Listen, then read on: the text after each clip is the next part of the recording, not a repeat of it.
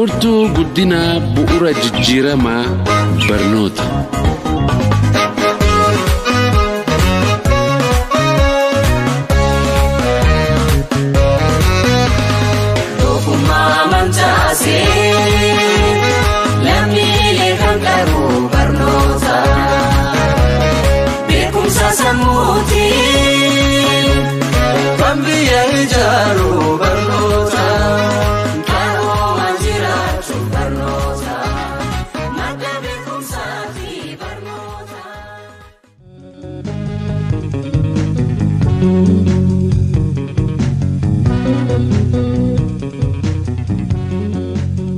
Nagaan Waaqayyoo bakka jirtan hundumaatti isiniif haa baay'atu daawwattoota Birmaduu Meediyaa kuni hambisaa bal'inaati. Torban darbee keessummoota sadii namoota hangafoota keenya namoota qaqqaalii obbo Ibsaa Guutamaa, obbo Ahmed Huseenii fi obbo Xaa Abdii wajjiniin maree dhimma haala si'anaa ilaalu haala qabsoo Oromoo Morkii fi Milkii kan jedhu irratti haasaa eegallee turre. Amma guyyaa har'aatti haasaa keenya kana itti fufna. Utuun hin turin gara keessummoota keenyaatti isin dabarsa. Obbo Ibsaa baga nagaan dhuftani. Baga nagaan dhuftan. Ameen. Obbo Ahmed isinis baga nagaan dhuftan. Baga nagaan dhuftan. Obbo Xahaa isinis baga nagaan dhuftan. Baga nagaan dhuftan. Gammachuu guddaatu natti dhaga'ama. Isinii wajjiniin deebi'ee mari'achuu danda'u keenyatti. Isintu mari'ata ani gidduu galeen taa'ee dhaggeeffadha. Inni kun naaf gammachuu guddaadha. Yeroo darbe waa'ee haala qabsoo Oromoo Morkii fi Milkii amma jiru jennee waan baay'ee walii wajjiniin kaasnee dubbanneerra. Namoonni keenya caqasanii dubbisallee duukaa bu'aa jiru. Isa sanatti fufna. Haala amma jiru kana yeroo laallu Oromootii fi saboonni biraanni saboonni biyya sana keessatti cunqursaan irra ga'e. Saboonni Oromoo fakkaatan falmii walabummaa, falmii walqixxummaa fi falmii justice firdii qajeelaa dhaabuu keessatti maal gochuu qabu jettu. Haalli tokko tokko jijjiirameera. Isa kanarratti obbo Xaa isiniin eegaluu har'a. Gaarii maal ta'e? Gaariidha. Falmiin uumaa Itoophiyaa irraa kaati impaayera. Impaayerri kun ummatoota hedduu of keessaa qaba. Ummatoota aadaa, afaan, hawwii garagaraa qabu. Impaayerri hunduu akkasuma. Amma gaaf tokko impaayera akkamii jedhee gaafadheeti karuma waraanaa qofa. Amma gaafa dhukaasni baalee jalqabee 62 fi hanga 70 keessa amma 91 92 booda ammas qadeeme yoo laalle gara waggaa 150 jara kana hojii jiraanne impaayera kana keessa jiraanne keessa waggaa 50 ol 60 walakkaansaa waraanuma jechuun lola. Kan ummatoota ollaa keenyaatis hedduun akkasuma. Biyya nagaan arganne jechuudha. Kanaaf Oromoonis uummanni olloota keenyaa kan biraatis haalli sun akka jijjiiramuu qabu qabsaawaa ture. Qabsoon sun ammoo wahirra geesse bara 1991. Impaayerri jijjiiramee ummatoonni garagaraa if bulchanii mootummaa walii wajjitti qoodaa fudhatanii jechuu ture. inni kun hojiirran oolle warri TPLF bara 1991tti waraana guddaa qabu, anjaa guddaa qaban kakuusan diiganiiti if duuba deebisanii saamicha goran jechuudha. Qabsoonni haareewamte. Egaa uummanni Oromootis ta'e kuni falmaatti fufuu qaban hanga mirgi isaanii guutamutti impaayera san bifa isaa jijjiiruuf biyya sabdanuu taasisuuf murtii taate santu diigame. Tokko amma immoo warri wayyaaneen ergachaa turte OPDO PP'n deebiteeti sirna durora deebisuu barbaadu harka deebisu jirti. Isa jalqaban sagantaa durii biyya takka uummata tokko jettu san deebisaniiti amantiillee daaqonii faatu waan ni ta'e 4 kiiloo masaraa mootummaa keessa waca biitti sun akka secular taatu amantii jala deemu mootummaan akka dhiiftu qabsoo hedduu ta'ee mirga uummataati akka mootummaan amantii keessan seenne taasisuun sanilleetu diigame jechuudha. Amma gaa wanni jiru yoo xiqqaate kakuun impaayera jijjiiruu 91 sun akka deebitee hojiirra ooltu. Uummanni Oromootis uummatonni gara biraatis kanarra wal ta'an natti fakkaata. Yaadni amma deemaa jiru walta'iinsi dhihoo ta'es kana humni amma aangoorra jiru OPDO PP'n if duuba deebisuuf diiguuf kakuu 91 san diiguuf hojjetti kana dura dhaabbachuun namarra jira. Dhugaa himuu fi yoo warra biraarraa rakkoon qaban amma warri Sidaamaa yookiin Walaayitaa bulchiinsa isaanii argachuu danda'u isaaniirraa rakkoon qaban. Oromiyaadha diiguu ka barbaadan humni naftanyaa ka dursan. Isa immoo Oromoon amma hin fudhatu. Falmaan cimuu qaba warra akkuma Oromoo mirga isaanii gadhaabuuf qabsaa'anii wajji dhaabbannee tumsa walii taanee Oromiyaa jiraachisuu. Falmaan jiru amma kanuma Oromiyaan jiraattee kakuun 91 yoo xiqqaate akka hojiirra ooltu wanni jijjiiramu achi boodani jiraata ta'a gara sirna mootummaa hundeensaa kana na fakkaate sirna dur deebisuu fi warra jijjiirama dhufe san akka hojiirra oolu barbaadu cimuu qaban kanarratti. Baay'ee fayyaataa Obbo Ahmed gara keessanan dhufa isuma ammaa kanatti fuufnee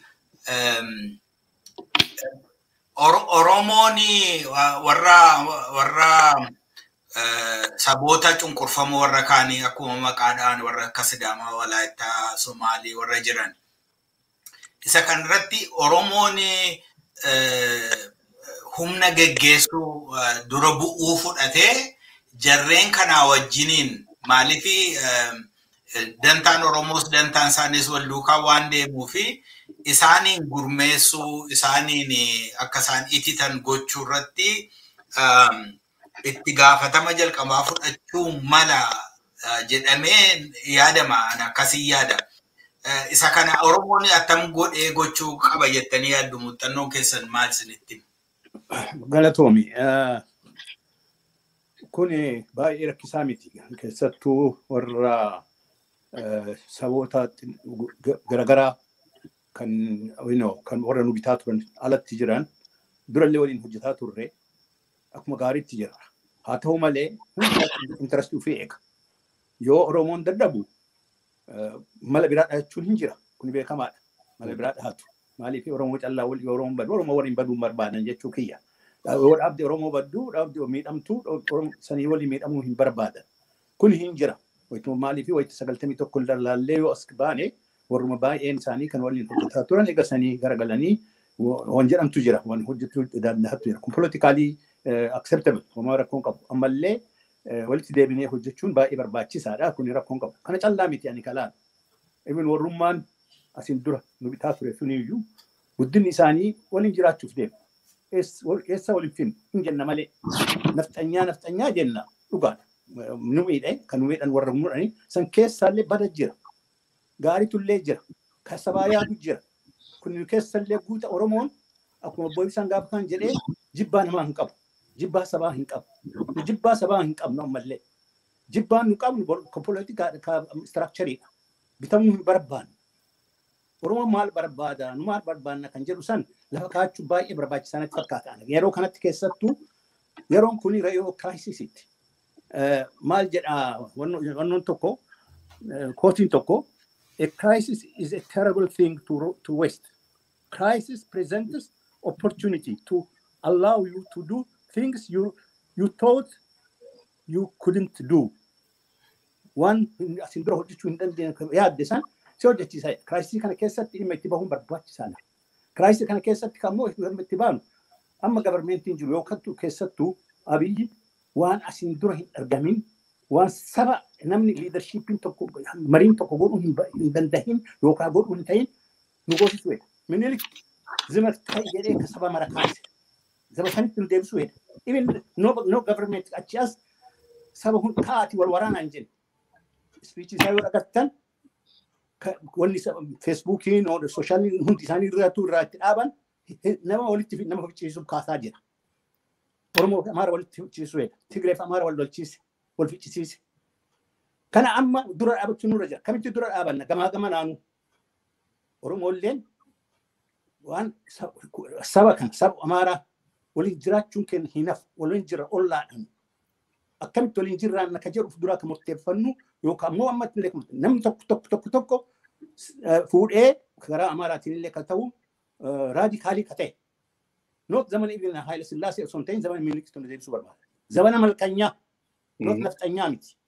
Zamana malkanyaa kabeetan namni baay'een yoo kabeetan hin beekanii hundi keessanuu hundi namni baraallee hin beekaa. Minilik damoosan wattaadoon isaa miidhaan qabu wattaadarri isaa hin marra'ama. Suni malkanyaadha jedhama. Malkanyaan suni waan fedhe godha.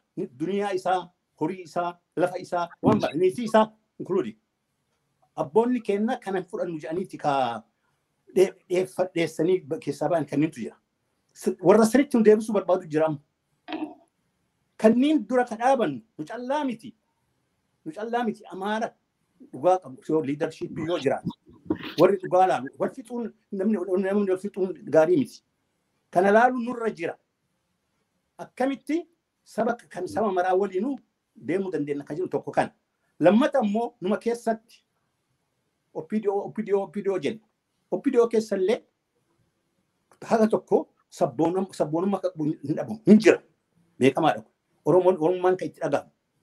Kanneen illee walitti akkamitti waliin hojjaa habisanii karaa jalaatiin karaa ta'een noot bilisiginnaa miti karaa ta'een waliin hojjannee Oromummaa crisis kana keessatti nu wanni barbaannu bilisummaa which is freedom equality qixxummaa saba biraatiin waliin waan akka feenetti qonnoo wanjuu inni abbaa biyyummaa kanneen karaa itti argannu irratti hojjechuu nurra jira. Nu lolan barbaannu. I don't think Oromoo lolaaf qophaa'ee natti lolallee barbaadan natti hin fakkaatu. Amma wanni deemaa jiru Oromoo fi saba kaan walitti fidu. Saba kaan wal dhabsiisu. Kanarratti beekuun nurra jira jedhaan. Kanarratti beekuun nurra jira. Warraan immoo hidhe Amaara tahee Oromoo tahee nu ajjeesaa jiru kan hidhe kan nu hidhe sanni hojjaan baafachuu qabu nurra jira. Jimlatti nu Oromoon saba hin jibbu. Saba biraa hin jibbu. Nu saba biraa waliin jiraachuu hin dandeenna. Haa ta'u ammoo mirga keenya qabaachuu nurra jira. Mirga keenya gadi hin dhiifnudha. Abaa'oon wannoon isaa kaayoon isaa saba Oromoo mirga isaa eegsisuudha. Mirga nama biraa hin barbaadu. Mirga nama biraa tuquu miti. Kanaa waliin deemuun nurra jira. Amma kan rakkoo hedduu kana jiru wamma deemu namni beekaa hin jiru. Namni baay'een biyya keessattuu namni deemaa hin jiru. Amma wannoo kana ka uumame kana qoonni isaa maali? Waan deemaa jiru kanarratti amma akka araaraa jedhanii gamana deemaa jiru. Kana abiyyi maal irra jira? Araara kanarratti wanni inni fudhataa jiru maali? Kan immoo warri alaa pressure guddaa irra uumaa jira gara lachuu irrattu jarri kuwwan illee strategic alliance ka waliin uume yeroodhaaf government kana kuffisuudhaaf ka waliin uumne Yaan isaanii maal fudhatan? Pressure irra jiru maal? Nu ammoo Oromoon min jama taanee akkuma duraanii san waliin deemnamoo maaltu jira maaltu hojjetamaa jira kan jedhu kanniin baay'ee irratti ilaaluu nama barbaachisa jedhaan keessattuu warri amma waliin wannoo uumne kuni akkanumatti callisanii uumnee jirra wal taanee jechuudha kun istiraatejii nu gatanii deemuu danda'u nu dhisanii deemuu danda'u warri kana bira taree istiraatejii bira tabrinee akkuma jaalxaareef jedhisanii warra walii wal ta'ii godhan wal ta'ii sanuu kan nu gane istiratejiin ammoo kan yeroodhaati warra amma jiru gabarmeenti amma jiru kulisuudhaaf kanaaf duuba maal inni wanni nu goonu akkamitti deemna kan jedhu yoo yaadannee muuxannoo irraa yoo kaane akka dargiin kufeen directly gabarmeentiin ce'umsaa hin dhaaban caretaker dhaabate ammoo ka yeroodhaa ka TPLF wacce sanitti ji'a tokko ta'uu ji'a sadii ta'uu hagam hin beeku yeroo sanitti waan jiru mara qopheeffatte. Wayita ce'umsaa dhufu isaan yaada ofii fixatanii jiran. Because they have arranged everything bakka mara qabatanii bakka mara tolfatanii koottaatti nuti dabalamaan jedhaniituma ce'umsaa nuti dabalatan. Waan barbaadan nuu kennanii kan nuu kennillee isaanumatti murtii godha. Santu dhufamoo ammallee akka argutti international organ Amerikaaniin fuuteeti ka jaratti kenniti. Delegation kenna kan London woman so jiru jaratti fuudhee kenniteetiin deema gala seenaa jetteen gabarmee wanno na kuni international humna laalan mallee humna kana akkamitti dura dhaabbanna karaa yoo araaraatiin dhufellee rakkoo jira karaa dhufee gunnurra jira yoo araarri kunillee kan dhufte yoo ammoo lolaanuu ammoo ka deemee jiru ta'e sabni keenya akka dhumne maaliif saba keenya saba walitti oofaa jirani saba keenya akka dhumne sabni keenya ofirraa of akka eegu keessattuu ani ammallee irra deebi'ee jedha sabboonanni abaaboo wannoo keessa jiran opidiyoo keessa jiran hin jiru saba keessaniif jedhaa waan kana jabeessitanii eeguu isinirra jira kana eeguun saba keessan eeguu isinirra jira isaa miti abiyyiin eeguu sun ta'in saba keessan eeguu isinirra jira abiyyi walitti amaaratti galee nu gurgurate na kanaaf hundi keessanuu kana laaltanii Oromoon amma humni inni qabu guddaan opidiyoo kun waan jiru humna guddaa akka qabu waraana akka qabu karonnoo jedhu guddinni nu alaa wanna waraanaa jirra isaan achi gadi waraanaa jiru jechuudha biyyallee isaan harka jira kanaaf biyya kanallee baasuu kan danda'an waan inni biyya fichiisisuu heda Oromoo fi Amaara walitti naqee fichiisisuu heda kana akkan goone of eeguun isaanillee waan kana eeguun Oromoo ammayyuu waan jiru deemaa jirutu jira biyya keessa qabna hundi kenna ka hidhamaa jiru Oromoodhaan mallee ka zarafamaa jiru Oromoo ammallee eenyutu isaan zarafaa jira eenyu maqaa mannoo jedhanii wanni gadhiisanii awaajiin kun baheef guddinni tokko Oromoo macabsu Oromoon akka nutti yoo ka'ee nu fixa Oromoon akka nutti hin kaane sababa kanaan keessaa mataa haa dhooyinu ka duniyaa qabu duniyaa isaarra haa guurannu wannoo beekumsa qabu keessaa haa hiinu haa ajjeefnu jedhaniiti waan murteeffatu kanarratti of eeguu nurra jira ani kan jedhu kan itti dabaluu barbaadu kanuma wannoon kun wannoo akka jabaatu warra dakaas kana abdii qabna istirateejikiidhaan ammallee akkuma isiniin jedhisanii istirateejiin kuni gara itti deemuun beekamu kabiraallee ammoo qabsoon wannoon amma jiru ammoo ka biyya keessaa ka jirullee gara itti deemamu hin beekamu situation amma jiru kanarratti wanni nu godhuun jiru nu Oromoon afaan tokko tahu wal qabachuu kana dhiisa political organizationiin wal shakkuu dhiisanii wal qabachuu warri leadershipii ta'e bakka jiru maraatti wal qabachuu kana wal qabannee haga dandeenneen oolaa bira dhaabbannee karaa organizationii ammallee itti deebi'aa akka bira qabdullee jabeessee jedhee jaarmiyaa jajjabeessinee kana dura deemuun nurra jira kan jedhu kana abdii ani qabu kanuma wanni ani jechuu barbaade. Iddoo galatomaa Obbo Ahmed obbo ibsa gara keessan hin dhufa Obbo Ahmed waa'ee walta'iinsa yeroo darbe asii diisitti ta'e kaasaniiru isa yeroo xiqqoo shenanaa obsitanii ittan dhufa attam gooneetu keessuma Oromoonni isa Oromoon dhaabni Oromoof dhaabni Oromoo namoonni Oromoo walitti dhufanii walii wajjiniin haasa'u isa wali wajjiniin haasa'uu isa walitti gamaa dhaabbatanii yaada walitti darbatanii yookiin wal qoccolani tun ta'in dubbiin yeroon ammaa kun yeroo addaati yeroo humna ofii walitti kuusuu walitti tituu garaagarummaa xiqqoo dhiyoo jiraates guddaan yoonnaa jiraate yerootti isa dhiphisanii walii wajjin hojjetan ta'uu qaba. Attam ta'uu mala jettanii yaaddu waa'ee Oromoo fi Oromoo gidduu isa jiru dura. Achi ka'uun hin barbaaduan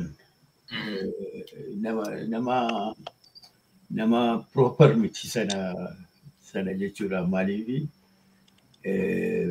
baay'ee yaale karaa sanaa baay'ee yaale failin godhe. Kanaafi sana keessa baay'ee lisuun barbaadu. Kanin barbaadu kanin yaadachiisu barbaadu waa'ee adda bilisummaa Oromoo yeroo bara dargii. Bara dargii adda bilisummaa Oromoo akka adda bilisummaa Oromoo yeroo sagantaa isaa labse dhaabotii jiran hundumtuu dhaabii malbulchaa kan jiran hundumtuu dhaaba nafxanyootaati jedhee dikileerii godhe. Amma officially opereetii gochuutu namarra jira. Kan keenya duwwaatu hundeen ijoollee baay'een namooti baay'een dhaaba nafxanyoota kana keessa galuu hin barbaanne. Isaan keessa galan malee immoo magaalaa keessa socho'uun iyyuu rakkisaa waan ta'eef namoota kibbaa saboota adda addaa irraa namoota turanii adda bilisummaa Oromoo waliin taa'anii dhaaba tokko dhaabbatanii turan. Dhaaba Icaat jedhama. Ethiopian ቁልቁሎች አብዮታዊ ትግል kan jedhudha. Dhaabi suni waan baay'ee nu fayyade. Qofaa egaa imaaledii wanti jedhan tokko kan walga'iin dhaabota nafxanyootaa jiru isa keessa galuu dandeenya.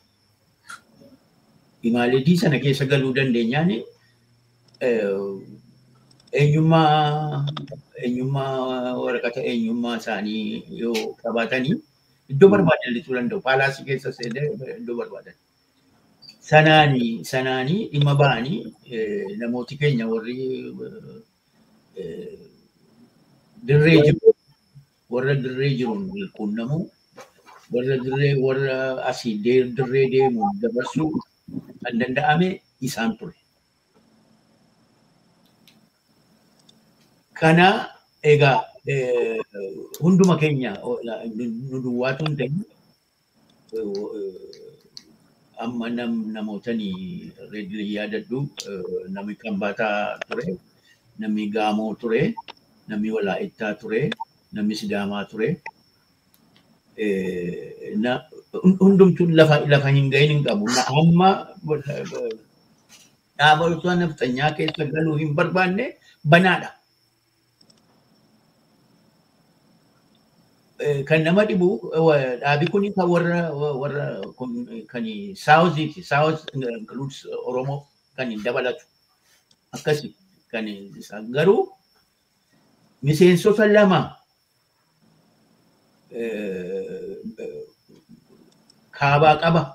kaabaa Tigree keessaa fi miseensota lama kaadroota lama Tigreedhaa fi Kimaant.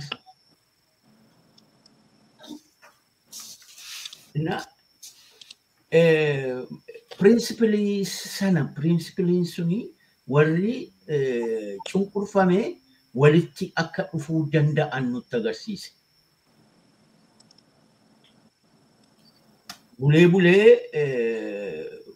egaa Kabbabiidhaa jarri kunii san jennutti Marxist Leninismitti amananii maaloo jedhamee cunqursaan dhufnaanii nuumtu dura buunee dissolvii goonii dhaabitti. Wal geenye warri hundumtu. Maaliif nu kutuudhaaf adeeman. Maqaa sanaanii ergi baaroon deeme Jarmanii kan ture Asaffaa Chabboo ture. Asaffaa Chabboo hidhan. Sabo ergi dissolvii goonee isa hidhan. Kana egaa maal goonuu warra relationii warra saawuziitii wajjin jiru already relationii qabna. Relationiin sun uumameera. Abaawoon akka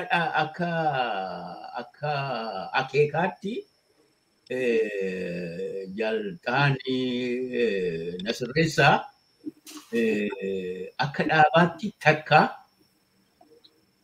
warra saawuzii kana individual waan barbaadan abba tokkeen waan barbaadan nuuna jedhan ajooftuu xirooftuu maaloo nuuna jedhan takka waa'ee isaanii negatiivii dubbanne hin beeknu. Kun poolisiidha. Maaliif obbolaa keenya dogoggoruu danda'u.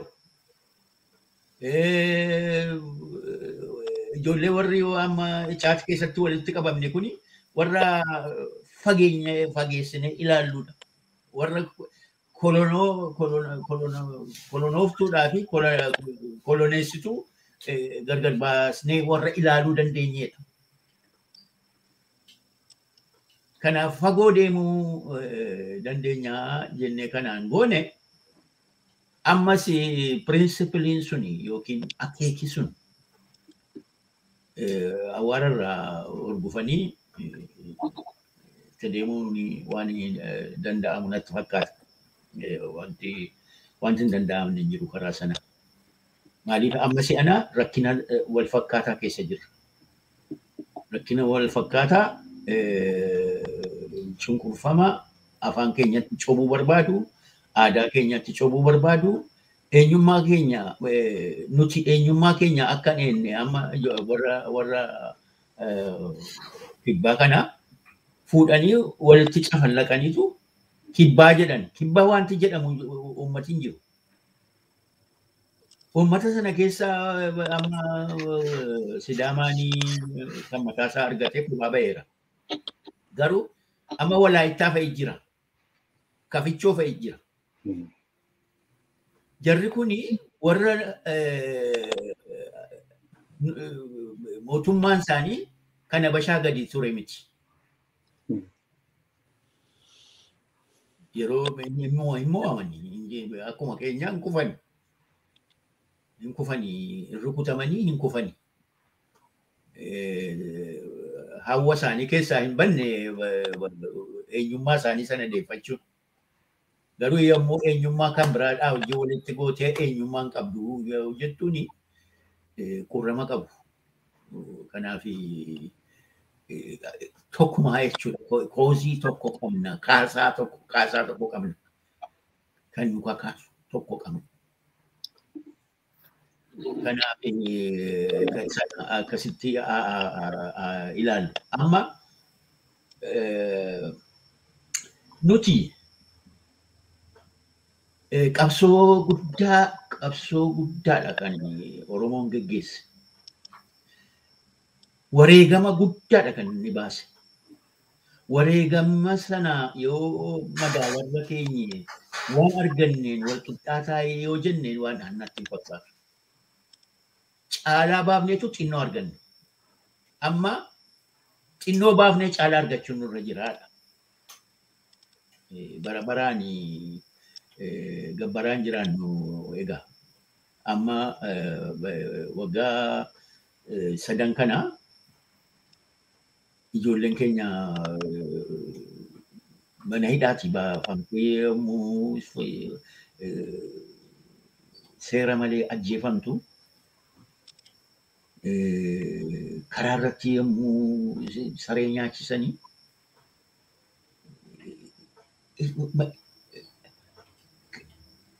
kan maal jennaadha maaltu dubbatama akkamitti tu kan jara kana wajjin dhaabbatanii namni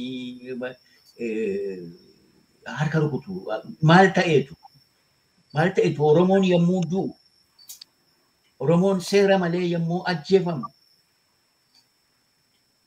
maaliif sobu maaliif isaantu ajjeese isaantu ajjeesnaan ajjeesan malee maaloo warri jedhan of excuse ofii godhan jiru warri isaanii wajjin dhaabbatu kun. Akkamitti Oromoon asiin isa du'a achiin isa du'u Oromoon du'uun qabuu jedhanii akkamitti dubbachuu dadhaban.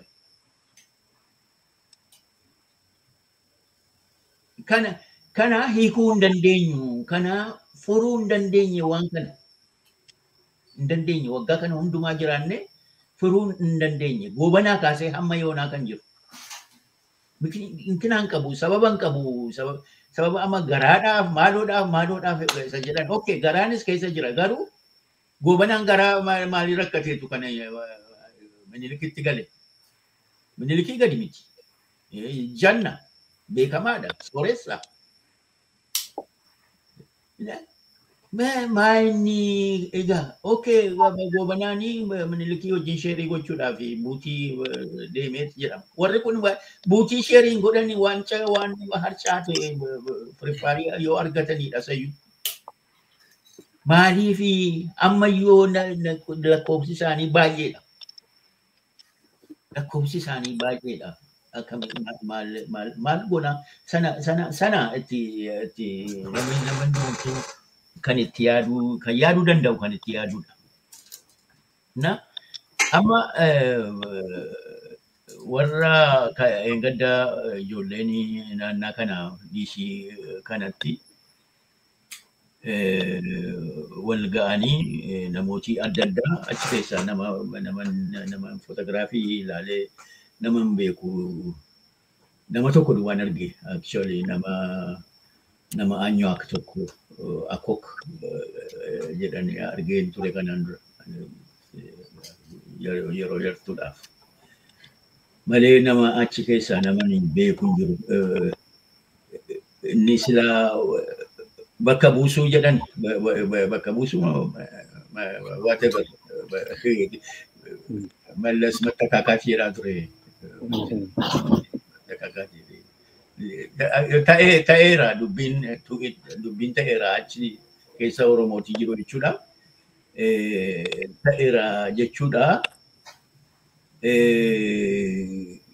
Nuti akkuma fe'ettaa dhufu wanti kun abbaa fe'eenaa dhufu akka fe'ettaa dhufu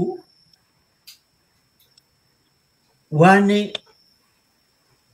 akeeka qabna nuyi kaayyoo qabna. Gara kaayyoo sanaatti nu geessa yoo ta'e nuyi harka keessaa qabaannu malee jechuun nurra hin jiru. Gaafa dhannee itisnee lafa qabannee jennu gaafas dubbannaa. Amma garuu achiin kan nu ga'u jiraannaan jabaadhu itti fufi abbaan fe'ee yaa ta'e adiis ta'e gurraachas ta'e abbaan fe'ee waan itti dabalchuu qabaatte itti nu dabaliiti achi haa geenyu karaa keenya irra duwwaan dhaabbatin waan gootu wanti gootu waan gufuunuu ta'u duwwaa akka hin taane eeggachuu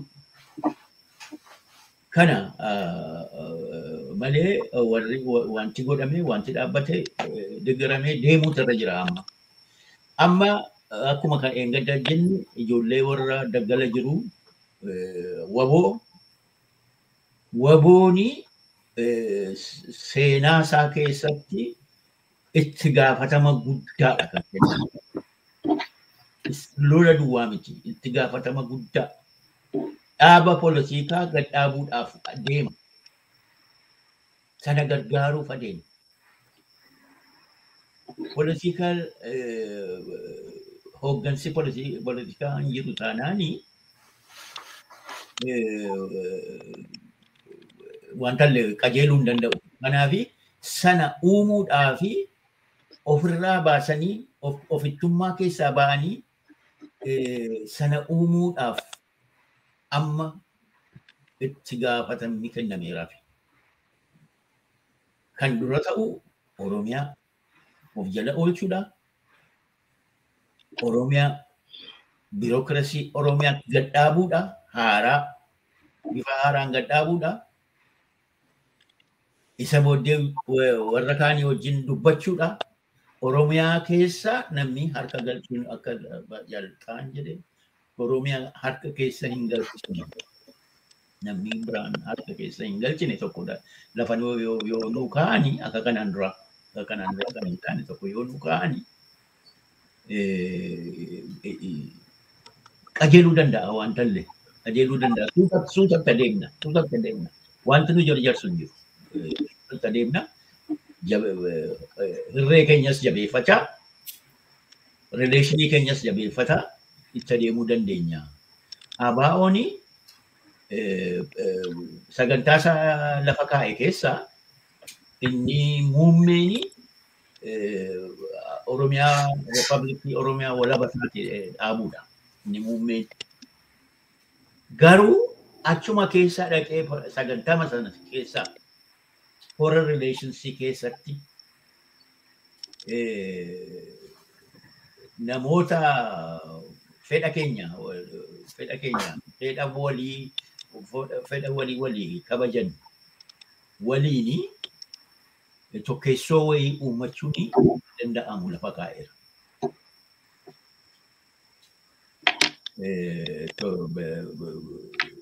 Akeeka walqixxummaa fi qajeeltuudhaan jechuudha justiceidhaan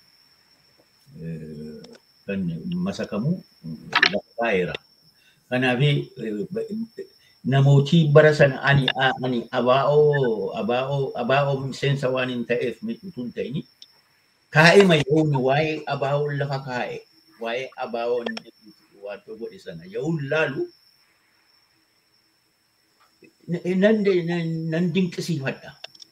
Yeroo sanatti ammayyuu currently waan valid ta'e gara fuulduraattis valid kan ta'u Oromoon Oromummaa isaa qabachuutu irra jira kan jedhu. Oromoon Oromoo ta'uutu irra jira. Ammas kan jennu kana. Itoophiyaa hin ta'ini Oromoon hin jennu. Dura Oromoo ta'iti isa booddee Itoophiyaa'ummaa barbaadii dhaqiiti. Garuu dura Oromoo ta'e. Dura Oromummaa kee lafa kaa'i. Qilleensa keessatti rarraaftee hin deemin waan alle. Kanuma egaa kanaafi sana kan inni ilaalu akka sanatti isa waa'ee ani wabootti kennaa isa na gaafatte gaaffii naa kennite hundumaa wabootti kenneetanii isa furii probleemii kana fuunee gangalchinee dhufnee as geenyeerra kunoo kana furii jenneetu karaa koo itti kennee jira jechuudha. Iddoo galatoomaa obbo Tahaa gara keessanitti darba isa isaanii ofirra dabarsan hundumaa gara keessanitti xinnoo ishee haqa akkasin ilaaltanitti waan ani jechuu barbaadu tokko Oromoon maal jedha ilmi abbaa caalu wayyaa jedha abbaan koo dur akkas jedhu ilmi ofii yeroo nama caalu abbaan hin gammada malee hin gaddu. Amma waraanni bilisummaa Oromoo kan jabaate tokko saduraanirra sadarkaa guddaa kan ola deeme tarii hubannaan siyaasaa san qabanis kan guddate tokkotu dhaabbatee jira. Yeroo sana ta'u gaa warri abbootiin immoo utuu isaanii lubbuun jiranii utuu isaan humna qabanii ilmi dhufee iddoo yeroo fudhatu yeroo qabatu hin gammadu. Maanni akka ibsaa walitti dabarsuuti ibsaan kun eega darbee bobboleeraa jechuu dandeessu isaa itti fidaati waa'ee isaa dubbaddaa. Waa'een addanatti tokkummaan dhaabbate kunis isuma kana duukaadha. Rakkina sababa hedduu biyya keessa jirurraan kan ka'e aangawoonni Oromoo warri gaggeessitoota ta'anii baay'een mana hidhaa manni hidhaa mana isaaniittis haa ta'u, mana hidhaa karchallee galanis haa ta'u, mana hidhaa keessa jiru. Kanaaf akka garaa isaanii carraaqanii waa hojjechuu hin danda'ani. Kan bilisa qabu amma kan akkasanatti kan warraaqaa jiru adda waraana bilisummaa Oromooti.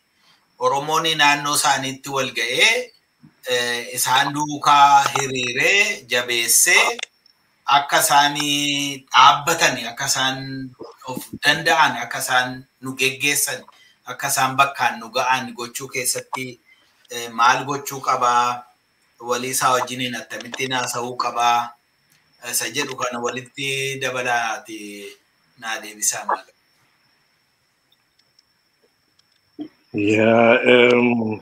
Gaaffii hedduudha tuni dura wanni keessa dabarre ummatoota ollaatii wajjin waan baay'ee keessa waliin dabarre. Ta dura akka yaadni adda bilisummaa Oromoo deemuun ka saba kamuu miidhuu miti.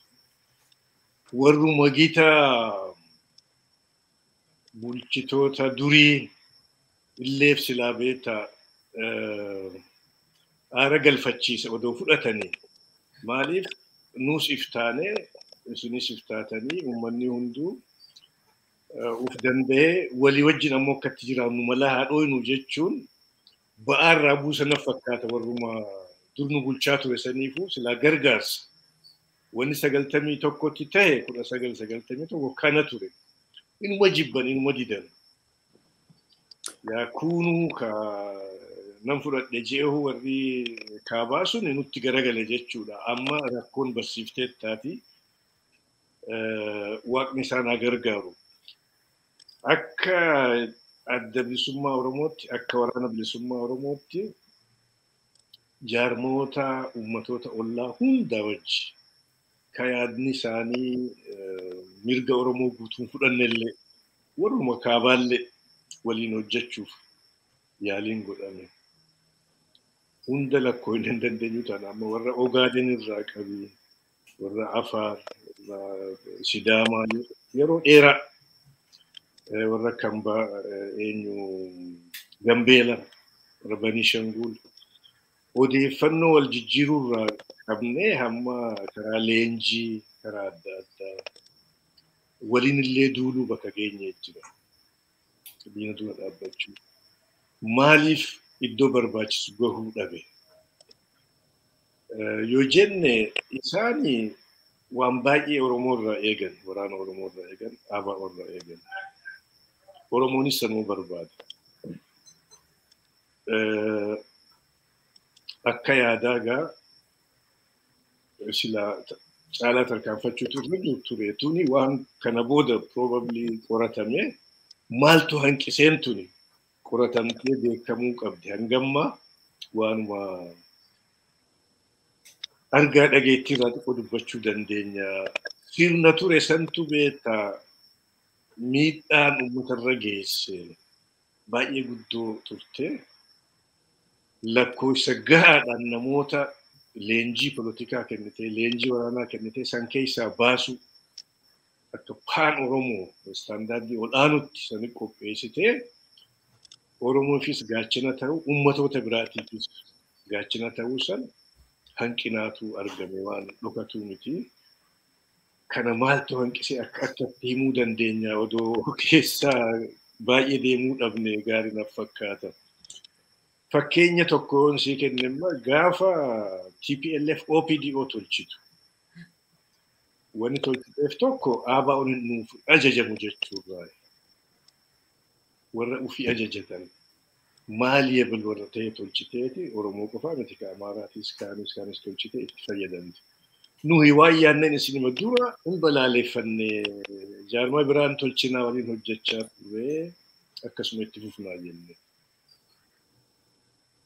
Lakkii nun baasu jedhanii tolchanii jaarsas itti baafne jaarsa fagootii milishaa biyyaadha gaafas yaanni isaanii qajeelaa ture wajjin teenyee mari'annee didan TPLF didde.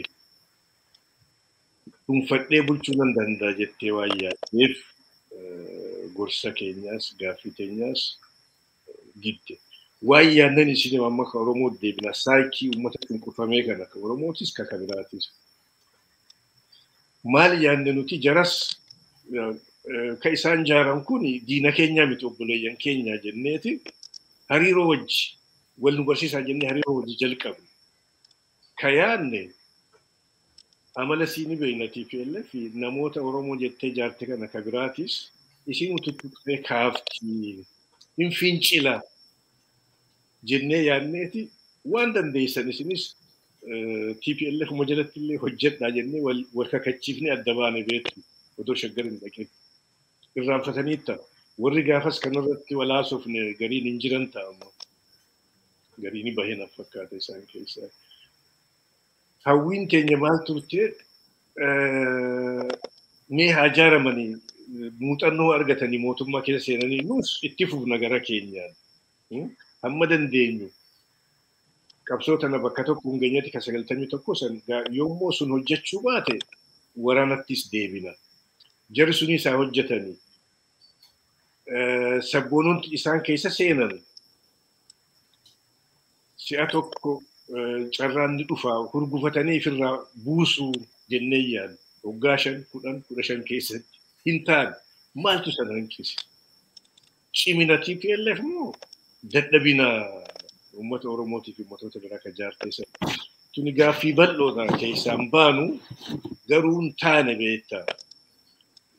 Mataa keessa rukuttisan boontota mataa ol qabatee waa carraa quttee hin rukutti. Isaanis mala dhaban akkatti san hurgufatan akkatti uf jaaranii achi keessatti hunda jaaran. Haga qeerroon kaatee yeroo meeqa dabree almost waggaa 30 fudhate jechuudha. Hammas turaniiti achi keessa as ba'anii isaanummaa wal balleessan deebi'anii. Warra isaanirra coolleetu duuba as bahee sabboontota hanga jiru san kuffise.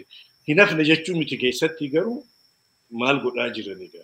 Warra sun fiifii ta'anii. Miidhaan takka uummatoota cunqurfame kanarra geesse. Uummatoota koloneeffate meeqa Afrikaa ka biraarra waan hin gahin jira. Eenyummaadha balleesse kun sirni kaabnu dhufe kun sirni warri balaabbatoota shawaati ka jalqabe. Uummata tokko fuudhaniiti namoota keessaa guuranii walirratti ijaaruu brain wash godhaniiti aadaa isaa keessaa baasanii uummata isaatti ergan. Ajajaa godhanii simaa baloo jechuu ka'a. Isaatu hangammaa jira amma abiyyuma yoo argitan namoota akkasiiti. Warri akaakayyoon Haayile Sillaasee warra akkasiiti. Ka biraatis baay'ee jira akkasii Mangistullee ormi garii akkasii himata garuu Amaaraafis hin taane, Itoophiyaafis hin taane, Oromoofis hin taane warri akkasii badii hojjetanii. Kana egaa irruma aanuu qabna. Oromtichi dhiigaa miti dubbii yaada.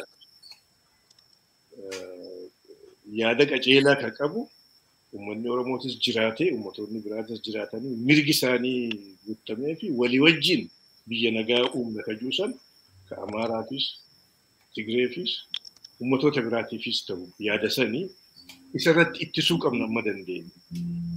Waraanni silaahuu akkuma impaayiraati beektaa impaayirri hin dhalataa, hin guddataa, hin babal'ataa, hin kufaasi. Jeequmsa seena, jeequmsa keessa jira. Falmaan impaayira dura dhaabbachuutis waraana obbo akka hin jaartaa rakkoo sirra gahaa deemaa dhufee dhiibbachaa dhufee amma yeroo amma jiru gahee humni kuni karaa politikaatis kaayyoo uummata keenyaa ka Oromiyaa ijaaruu ka uummata keenyaas mirga isaa gonfachiisu uummattoota biraatiif dagalee gargaarsa ta'uudhaasan akka gaariitti maxxanfatee itti amanee ka deemu karaa waraanaatis teknikaa meeshaan karaa hundaanuu cimee ta'uu qaba. Isarratti hojjetamuu qaba. Gufadhe jetteen dhiiftu qabsoo akkana miidhaan nurra geesse dammaqiinsa xiqqaa jenneen dhiifnu itti fufuu qaba. Amma ka durra jabaachaa dhufe lakkoofsaanis dandeettiinis isa durra cimaa dhufe yeroon gaariidha immoo amma warri dura dhaabbatus bakka durii deebifna inumaa irra hammeessina ka jiru ta'e. Warri immoo waliin qabsaa'aa turre hunduu hidhatee kaka'u ta'e amma walgeettiin wal hubannaan dhihoo taates kanuma.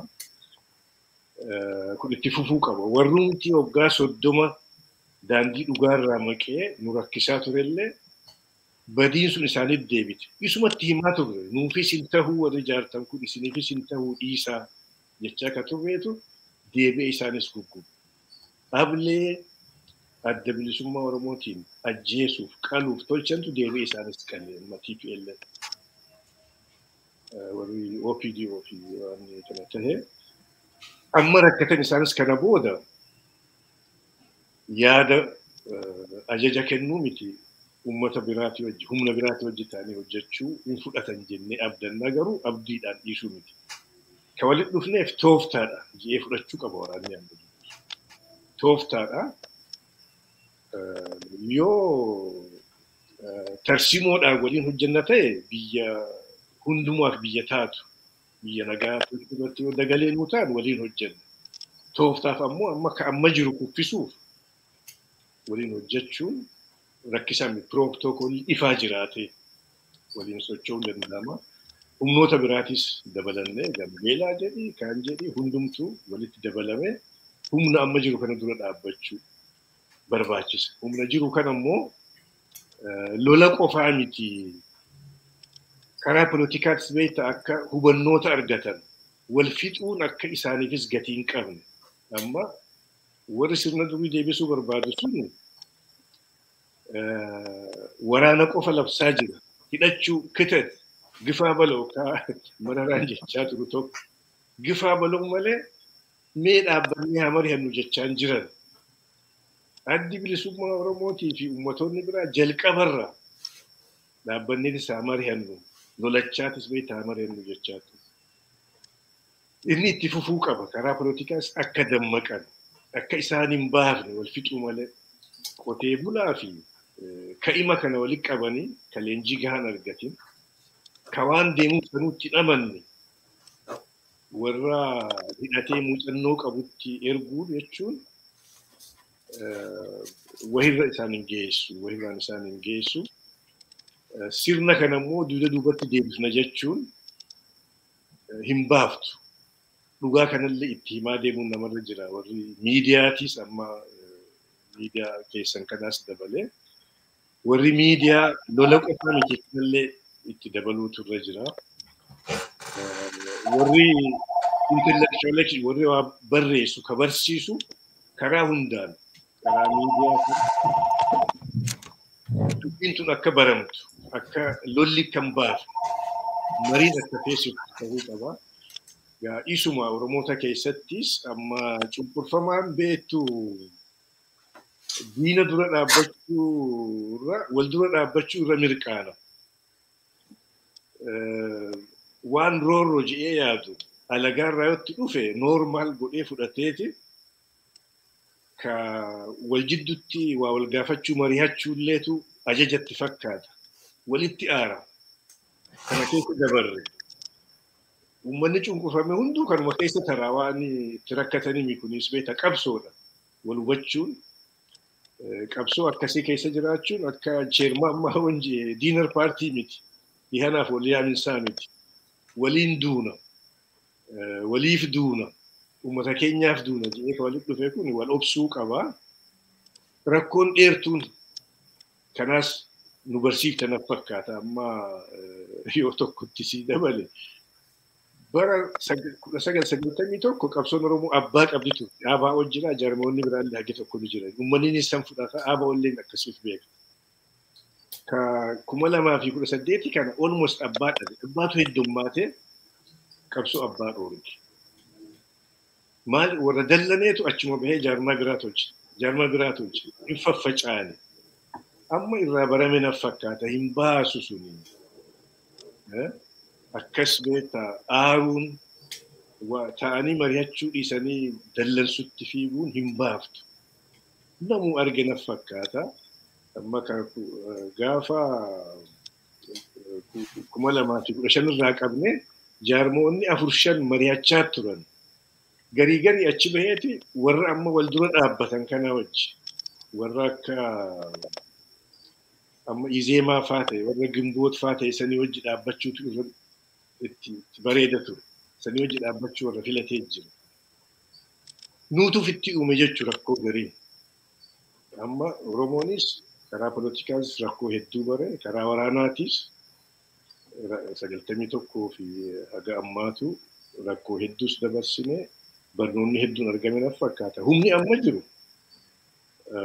inuma cima jeetii yaada. Gargaaramuu qaba karaa poolitikaatis, karaa teeknika adda addaatiin karaa waraanis gargaaramuu qaba. Warri poolitikaatis amma rakkoo dabarte sanirraa baranii walitti siqanii akka dur caalaa waliin hojjetu sagantaan jiraachuu qaba. United Front ka keessaa ka Oromoo keessaatis United Front ka uummattoota biraatti wajjis cimee hojjetamuu qaba. Isumaatu filmaanni biraan jiru isatu hojjetamuu qaba jechuudha. Hedduu galatomaa obbo Tahaa. Obbo Ahmed gara keessan dhufee ni dubbii kana kaasaa tokko Oromoon kun walii wajjiniin waa'ee haasa'uusaa yoo komentii gochuu dandeessanii isarratti komentii godhaa sila kaaseen ture. Obbo Tahaan illee amma tuttuqaniiru waliin haasa'uun kun dirqama. Walii obsuun kun dirqama. Yoo walii galanii alaa galanii jedhanii yoo galuu barbaanna ta'e waliin haasa'uun sun amma dirqama nuti taasa duraan irra dabarre waa'ee isaa ni adda biraan waa lamatu deemaa jira. Tokko karaa qabsoo waraanaa kan deemaa jiru jira. Karaa biraan immoo karaa dirree siyaasaa inni deemu. Inni akkanatti fakkaatu takka hubannaa kootiitti inni qabsoo hidhannaa kuni walitti tiitee jira. Isa kaan caalaa isa durra walitti tiitee jira. Inni qabsoon inni karaa gama siyaasaa jiru, karaa hoggana siyaasaa jiru kuni sababa adda addaan laaffatee jira. Isa kana keessatti ga'een keessumaa ga'een beektota Oromoo ga'een lammii Oromoo carraa argatanii biyya nageenya qabu keessa jiraatanii bakkee jiraatanii isa kana walitti mee dabalaati nuuf ilaala.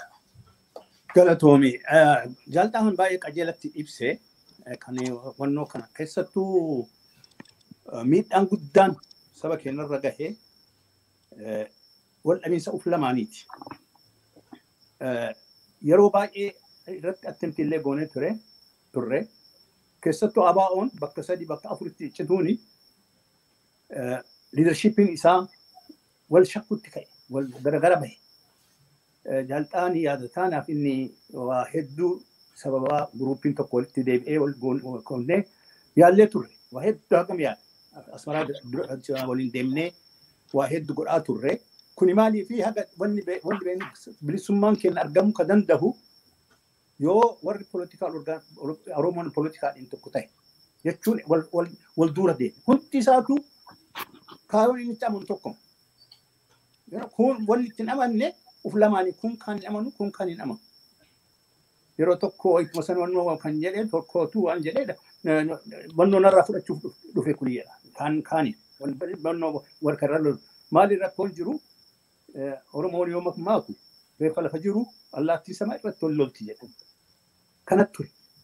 Kana dhiisuu nurra jira. Kana bira dabruu qabu amma Oromoon wal leadership kadhaaba kamiitu yoo ta'e. Kuma tokko bakka tokko qomuun hin dandeenyu hojjaan qophoodan. Akkanatti bakka gara baanee kuma tokko godhuu hin dandeenyu. Walitti baxxanuu nurra jira. Warri poolitikaalii hin beekna jettanillee warri poolitikaa deemsisan hundi isaaniitu karaa kamitti Oromoon afaan tokkoon kaayoo tokko qaba. Kaayoo tokkoon martiin hundaa yoo gaafatti sanuma barbaada. Akkamitti achi geennaadha. Akkamitti achi geennaa kana yommuu kan ga'uu dandeenyu yoo wal qaban. Kana jalqaan qajeelatti hime irratti dabalummaa fi wannoo dhiisuu qabu.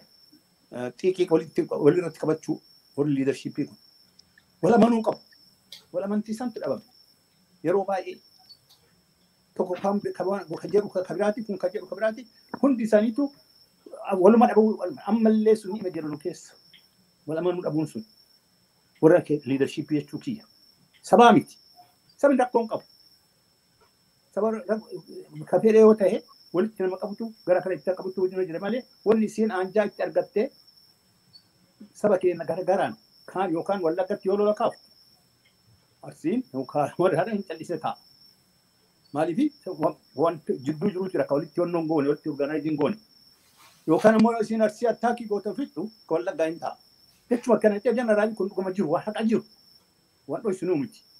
Kana dhaabuu dandeenyu gaa'iyaan sabaa kibbaan yoo wal ta'an Oromoon afaan tokko Oromoon political organizationiin afaan tokkoon deemuu qaba. Wanti isa kaayyoon inni dhaabatuuf sanu kan goolaallee hundinuu kaayyoo abaa'oon lafa kaa'ee san qajeelatti obbeebisaan qajeelatti ibsee yeroo sanitti pirogiraamiin sun akkasitti lafa kaayamuun baay'ee warri jara qaban warri pirogiraamii san diraaftii godhan wanni jedhan akkamitti saba Oromoo qajeelatti bilisummaa akkamitti argata kan jedhu san irratti yaadanii akka lafa kaan beekama. San ammallee gadhiisuun nurra hin jiru san qabannee deemna. San qabannee waan deemu hundi isaatu kan akkuma hin jedhisanii ibn ammallee deebi'aa oppidiyoo keessaallee kasabboonummaan itti dhagahamu jira. Baay'ee jira.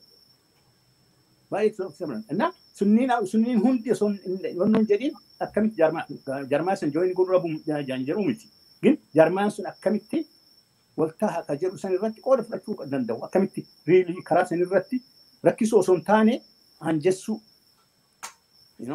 Akka sabni Oromoo wal quunnamu wal qabatu aanjessuu irratti hojjechuun baay'ee barbaachisaadha. Kana yoo san taane yoo san goone kuma bara dura dhaabachuu dandeenya. I think kun bilisa mannoo qabnaa waaqni kan nuu kenne qabna. Maali waaqni nuu kenne guddinna. Osoo akka dhumiitiiti akka rakkinaatii yoo akka namni sabni keenya itti dhumeetti akka ijoolleen keenya itti dhumeetti silaa Oromoon hin jiru. Haa ta'u immoo akkuma sanii itti guddata. Hinaaf kun qabsoon bara ufduma deemalee deemneef hinaaf hin dhaaba. Haga cunqursaan jirutti haga mirga kee sarbamutti jirutti qabsoo hin dhaabu ufuma bira deemti. Qabsoo san kan deemsisuu danda'u ammoo jenereeshinii dhufuutti itti darba kaanuma kaanitti itti darba kun ima duutiin ooltu hundinuu irraa hin dabalina. Haa ta'u malee qabsoo san bakkaan gahuu kan dandeenyu ammoo liidarshiipiin amma warri bakka akka jiru kunni yoo walitti deebi'achi qo'ata. Kana guddaan kan irratti hojjechuun Oromoon irra qabuun jedhee abdadhaan. Kana yoo godhe wanti isaan dura dhaabbatanii jiru gara tokko ta'uu dhabuun baay'ee miidhama. Kalee iddoo inni dippiloomaasii obbo Ibsaan qajeelatti ibsee ture. Baay'ee isin dhiba. Waqti zamana Clinton san OLF is registered as a foreign organization. Callaa osoo hin ta'in White House-itti wannoo affeeramnaa ture diinarii irratti. White House maaliif as organization international foreign organization jedhameeti beekamu. Naa wayyaa'ee jettu sanitti warri wannoon jiru jettee akkamitti affeeraman jennaan no we recognize this they represent the largest group jedhanii itti himan. Oromoo saba Oromoo saba Itoophiyaa keessatti guddina kan represent godhu jara jedhanii itti himan. Kun waan ta'e for the first time ammoo State Department Foreign Affairs Office kenna dhufeen waliin haasa'e. For the first time, waan inni gaafsan jedhe. We didn't go to Tigran office here. We didn't go to the Eritrean office here. But we come here because we believe that you, without your solution jiraatiin, biyyi sun nagaan taatu. Biyya san kana gaallee baruu danda'u isin jedhe. Wayita abiyyi dhufee amma akkasitti fudhatanii turan. Oromoon fuula dhufee Oromoon biyya san biyyi sun nagaa taatii ani fudhatan. Wanni abiyyiin guddina itti gargaaraa ture. Waga inni garagaleetti. Akkuma argitanii ammoo akkasumatti fudhannee nullee asitti wayita inni dhufe waan goone waan waliin haasa'e liidarshiippii yeroo tokko osoo hin beekifanne waan warra asiin dura nu beeknu warra waliin hojjetaa ture warra gargaraan kara ta'een wal beeknu hunda he is a good man jedhaa ture isa beeksisuudhaaf waa hedduu.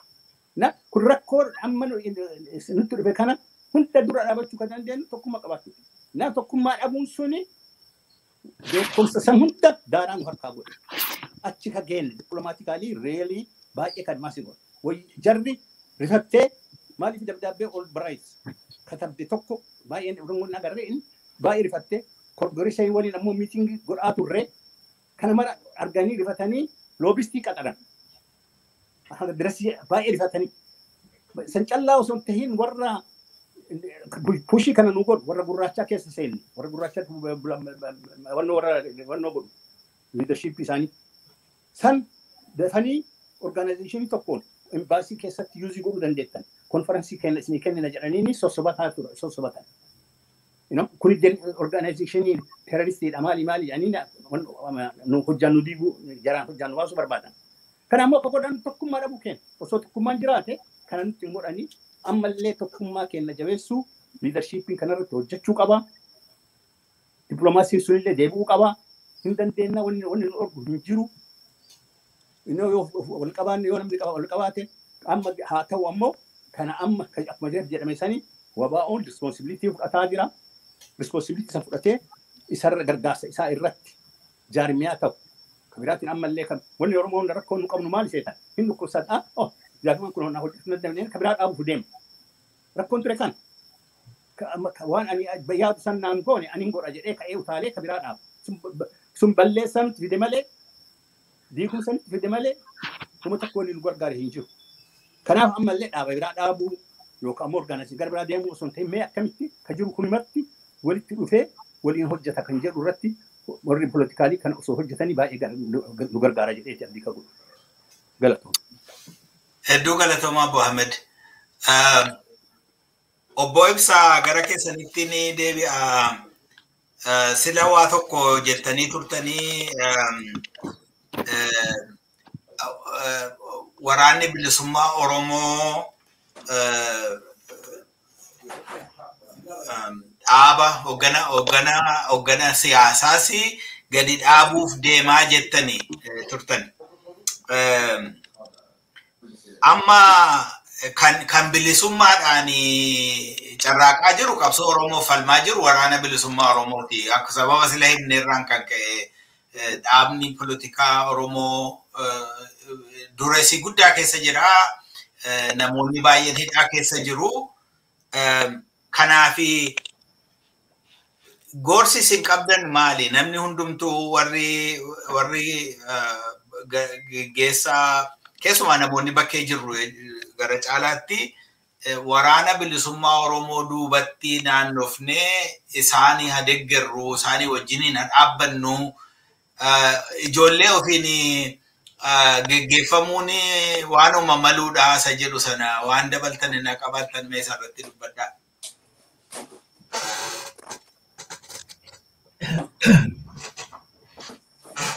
Egaa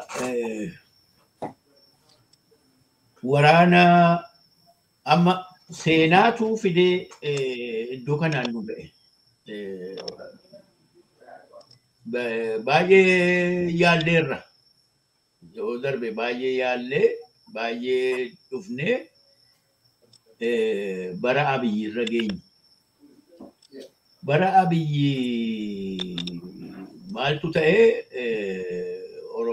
addi bilisummaa Oromoo kuni iddoo baay'eetti caccabee ture.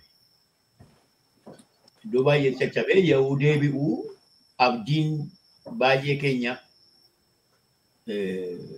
namoota turre amma ergi walitti dhufanii Oromiyaa keessatti wal arguu danda'anii kan dure kan darbe hundumaa dhiisanii tokkummaa dhaabuu adda bilisummaa Oromoo cimsuun kan jedhu abdii ture. Hin taane maaliif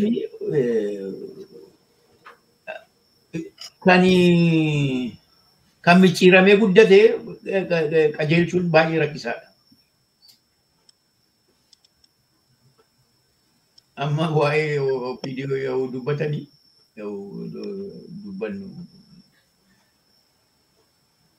ina wina OPDO Oromoodhaaf dhaabbate maaliif waan baay'ee qaba. Wantoonni diinaa baay'ee qaba. Kana san hundumaa fidee wajjin dhaabbate Oromoo wajjin dhaabbate hin gammanna garuu al tokko yoo dhaaba tokko dhaabi tokko al tokko yoo dhaabbatu waan dhaabbateef qaba. OPDO'n kan dhaabbatee fi akeeka wayyaanee fiixaan baasuudhaaf.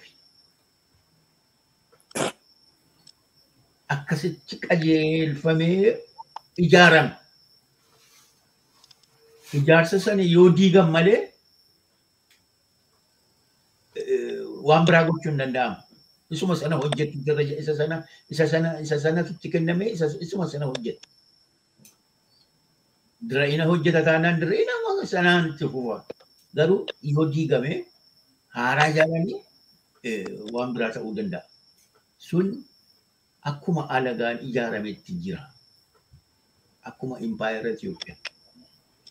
Impaayera Itoophiyaatti jiru homaa hojjechuun hin danda'amu. Diigaa jennaan homaan diiguu didan. Abiyyi faan geeddaruu hin danda'ani. Keessa lixaniiru impaayericha keessa jiru biirokiraasii isaa fudhatanii akka impaayerichi isaan qajeelchutti deemu malee akka biraatti deemuu hin danda'an. Egaa dhaaba tokko ijaarmiyaa tokko yoo dhaabbatu waan dhaabbateef qaba. Waan sana waan biraatti galuu hin danda'u. Like amma waan golee afur qabu waan martii ta'e tokko keessa yoo galchine ittiin galu ta'u akkasitti. Rakkoon basic rakkoon bu'uura isa jaarmaan yoo dhaabbatu waan kennameef sana intinaa gochuudha hojjechuudha kan inni dhaabbatee. Amma kan jennu political leadershipiin hin jiru ammaan kana. Inni kaan hidhamee, inni kaan burjaaja'ee, inni kaan sochii lafa hin dandeenye keessa jira.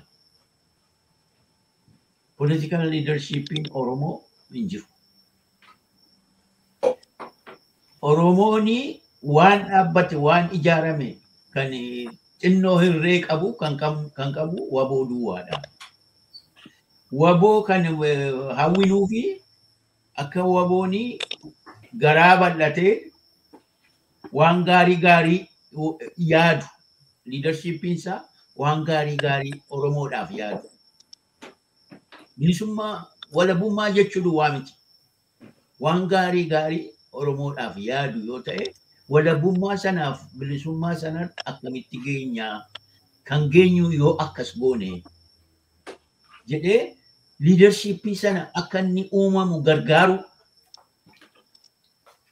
Egaa haala kam keessatti akka dubbannu beeku haala amma jiru keessatti dubbanna ta'e haala geeddarama jennee assume goonu amma isatti dubbannu assume goonu. Tigrii maashinii bilisiginnaan amma dhufti.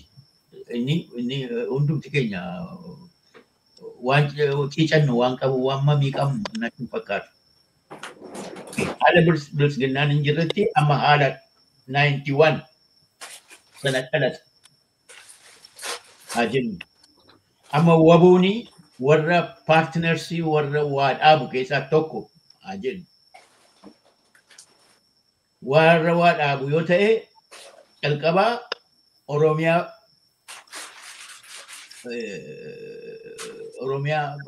dhaaba Oromiyaa jedhamu sana fudhataa jechuudha.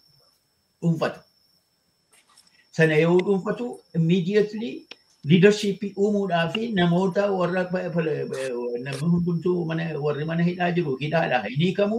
Warri ala jiru warri bilisiginnaa wajjin connectionii hin qabne walitti qabee amma waan uumaa kora sabaa waamuu jechuudha.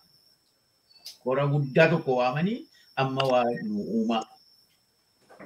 Yeroon isaa yeroo wal gargarfiisaanii deemu miti. Yeroo tokkummaan keenya barbaadamuudha. Yeroo Oromiyaa itti ijaarruudha. Sila Ahmad waan gaariidhaatu bara kiraayisisii kana keessa kiraayisisii yoo jiru isa keessaa waa fudhachuu hin danda'amu. Waan kanaan dura hin dandeenye tokko amma gargar faca'eera dabalii qabatanii wanta na lafa kaa'uun hin danda'ama jechuudha. Inna kanaaf wabooni kana gochuu hin danda'a yoo ilaalcha gaarii qabaate yoo bal'isanii ilaalanii ofii liidarii ta'uutu hin ta'ini liidarshiippii uumuu sana gochuu hin danda'uuti sanatti haa qophaa'anii liidarshiippii Oromiyaa uumuudhaaf warra jiruuf warra dhalatuuf warra maalii walitti qabanii gochuudha. Principally Oromos follow gochuu principally Gadaa follow gochuuni waan gaarii fakkaata. Gadaani hiriyaadhaan ijaarame. Ijoollee mucaa amma waggaa 8tti jiru tokko waan roolii qaba. Qooda society keessatti qooda qaba. Inni isaa olii immoo qooda biraa dabalame akkasiin dhaqeetu lafa warra moo ga'a. Hiriyaadhaan deema. Bocii bordeen hin jiru. Maanguddoo akka kootiitii fi akaakayyuu koo fidee waliin deeme yoo jedhanii afaan sheeyyuu hin beeku. Principally sana yoo akka isaatti iyyuu gochuu barbaadanii hin dandeenye principally sana follow gochuu akeeka sana kaayyoo Gadaa isa duukaa bu'anii akkamittitu yoo ijaaramne caalaa walitti mi'aawuu dandeenya jedhanii isa hundumaa gochuudhaafi jaarmaa barbaada. Waboodha amma kan jiru jaarmaa sana uumuudhaafi jaarmaa sana dhaluudhaafi kan danda'amu hundumaa walitti qabanii kunoo uumaa jedhaa dafaa jedhanii isa hidhames isa ala jirus isa beekaas walitti gochuudha. Warri ala jiran kuni amma waan lamatu jira. Waan sadii yaa jennu oosaan jira. Study association ida maaloodha jedhu it must be productive. Amma haala amma jiruni adjust of godhee waan hojjetu jiraachuu irra jira. Researchitti intinaa gochuu fuula deeffachuutu researchii calluma jennee intinaatu hin ta'ini researchii dhimma baasu ammaaf dhimma baasutti directii ta'uu hin danda'a. Warri gaagaa'oodhaa fi GGF immoo GGF something OGF dhaa fi warri World GF immoo warri dhiyeenya dhaabbate. Wantoonni isaanii tokkuma akkan argetti wanti isaanii hojjenna jedhanii ba'anii tokkuma. Ambitioniin isaanii tokkuma. Kanaafi utuu tokko jiru tokko dhaabuuni walitti amantee dhabuudha. Trustii wal gochuu dadhabuu hin dandeessu ati annan danda'aa jedhanii deemuudhaan natti fakkaata. Waanuma fe'iyyuu haa ta'u amma haala nuyi fuula keenya dura jiru kana akkamitti ba'annaa rakkoo jiru kana akkamitti keessa hulluuquu dandeenya isa jedhuuni at least walitti dhufanii leadershipin isaanii walitti dhufee taa'ee mari'atee qooddachuu waan godhan assignmentii qooddachuu akka kilaashiin hin jiraanne iddoo biraatti. Inni qooddachuudha. Qooddatanii hojjechuu bobba'uu hojii biyya gargaaru, hojii waboo gargaaru. Waboon horii duwwaa miti kan barbaadu, oduun yaada barbaada. Akka itti jara kana dhimma baasus waboon itti yaaduu irra jira. Dhaaboti akkasii jiru akkamittiin dhimma itti ba'aa. Inni gaafannaan namni diduun hin jiru amma si'ana namni diduun hin jiru. Kanaafi akkasitti deemamee walii galchamee deemanii irra waan ilaaluu kanumaan jedhamu. Ulfaadhaa baay'een isin galateeffadha. Obbo Xahaa gara keessanitti deebi'a. Ammallee obbo Ibsaanii hojiin obbo tokko Oromiyaa kana dhuunfachuudhaas jedhu dubbataniiru. Qabxii jabaadha inni. 91 wanti nuyi buufanne wanti rakkina nuuf ta'e tokko waa'ee magaalaa Finfinnee fi magaalaa Diredawaa magaalota guguddoo Oromiyaa akka isaan kan Oromiyaan ta'in fakkeessanii dhaabuu ijaaru isarraan kan ka'e immoo ammallee itti fufee falmii jiru. Isa kana attam gochuutu mala jettu amma maaliif amma ce'umsa dabraa keessa seenaa jirra kanaa galutti. Ce'umsa dabraa keessa seenna taanaan karaa yeroon ce'umsaa gaasa sila jettanidha. Opportunity namaa kenna milkii wayii fida waan namaa anjessu fida morkiis immoo fudhatee dhufa dida fudhatee dhufa. Attamittiin isa kana milkii kanatti gargaaramne dubbiin kun akka inni dhaabbatu Oromiyaa dhuunfatameen kun jechuun Diredawaa fi Finfinnees dabalatee ta'uu danda'uuf keessatti inni tokko kana lammaffaa attamittiin Oromoon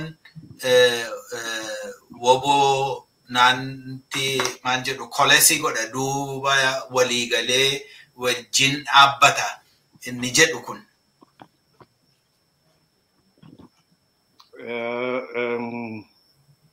Wanti cimaan ka hundee ta'uu qabu ammatti woboon akkamitti jabaata jechuudha. An ammallee deebisee leenjiidhaan jedha. Dura lakkoofsa guddaan nama argachaa jira. Qaadhimamoota recruits qeerroon hedduutu itti galaa jira. Leenjii barbaachisa. Leenjii poolitikaati. Akeeka kaayyoo addi bilisummaa Oromoo qabsoon bilisummaa Oromoo socho'anii turte. Beekamuu fudhatamuu itti amanamuudha warra miseensa waboo ta'uu. Qabsoo uummata kamii keessattuu humna sani ka barbaachisu. Humna waan hojjetuuf beeku. Ka waan hojjetuuf san kaayyoo ifa itti amanee warra waliin waan san hojjetaniinis wal amananii kaayyoo saniif du'an waliifis ka du'an tokko kanaatu baay'achuu qaba. Addi bilisummaa Oromoo gaafa dhalaterraa kanuma ka hojjechaa ture gaafa 91 daayiliitu ta'e warri akkasii uumamee ture. Itti dhangala'e dhufee waraana akkasii ijaarame san daayiliitu godhe jechuudha. Keessa faca'eeti wannan godhe. Odoo qabsoon xiqqoo turte odoo madargiin akkasii daddafee kufuu baate hin bal'ata ture waan san irratti.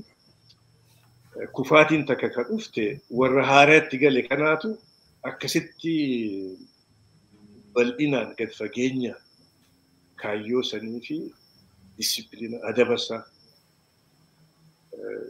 sanii qaama godhachuu aadeeffachuu biran geenye kufaatii dhufe.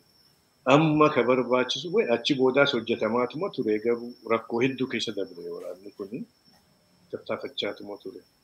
Warrumatti cichee kaayyoo san beekuu fi itti cichee irratti hojjechaa ture ka hundee ta'e waraana ammaa kanaafis gatii guddoo kafalaa.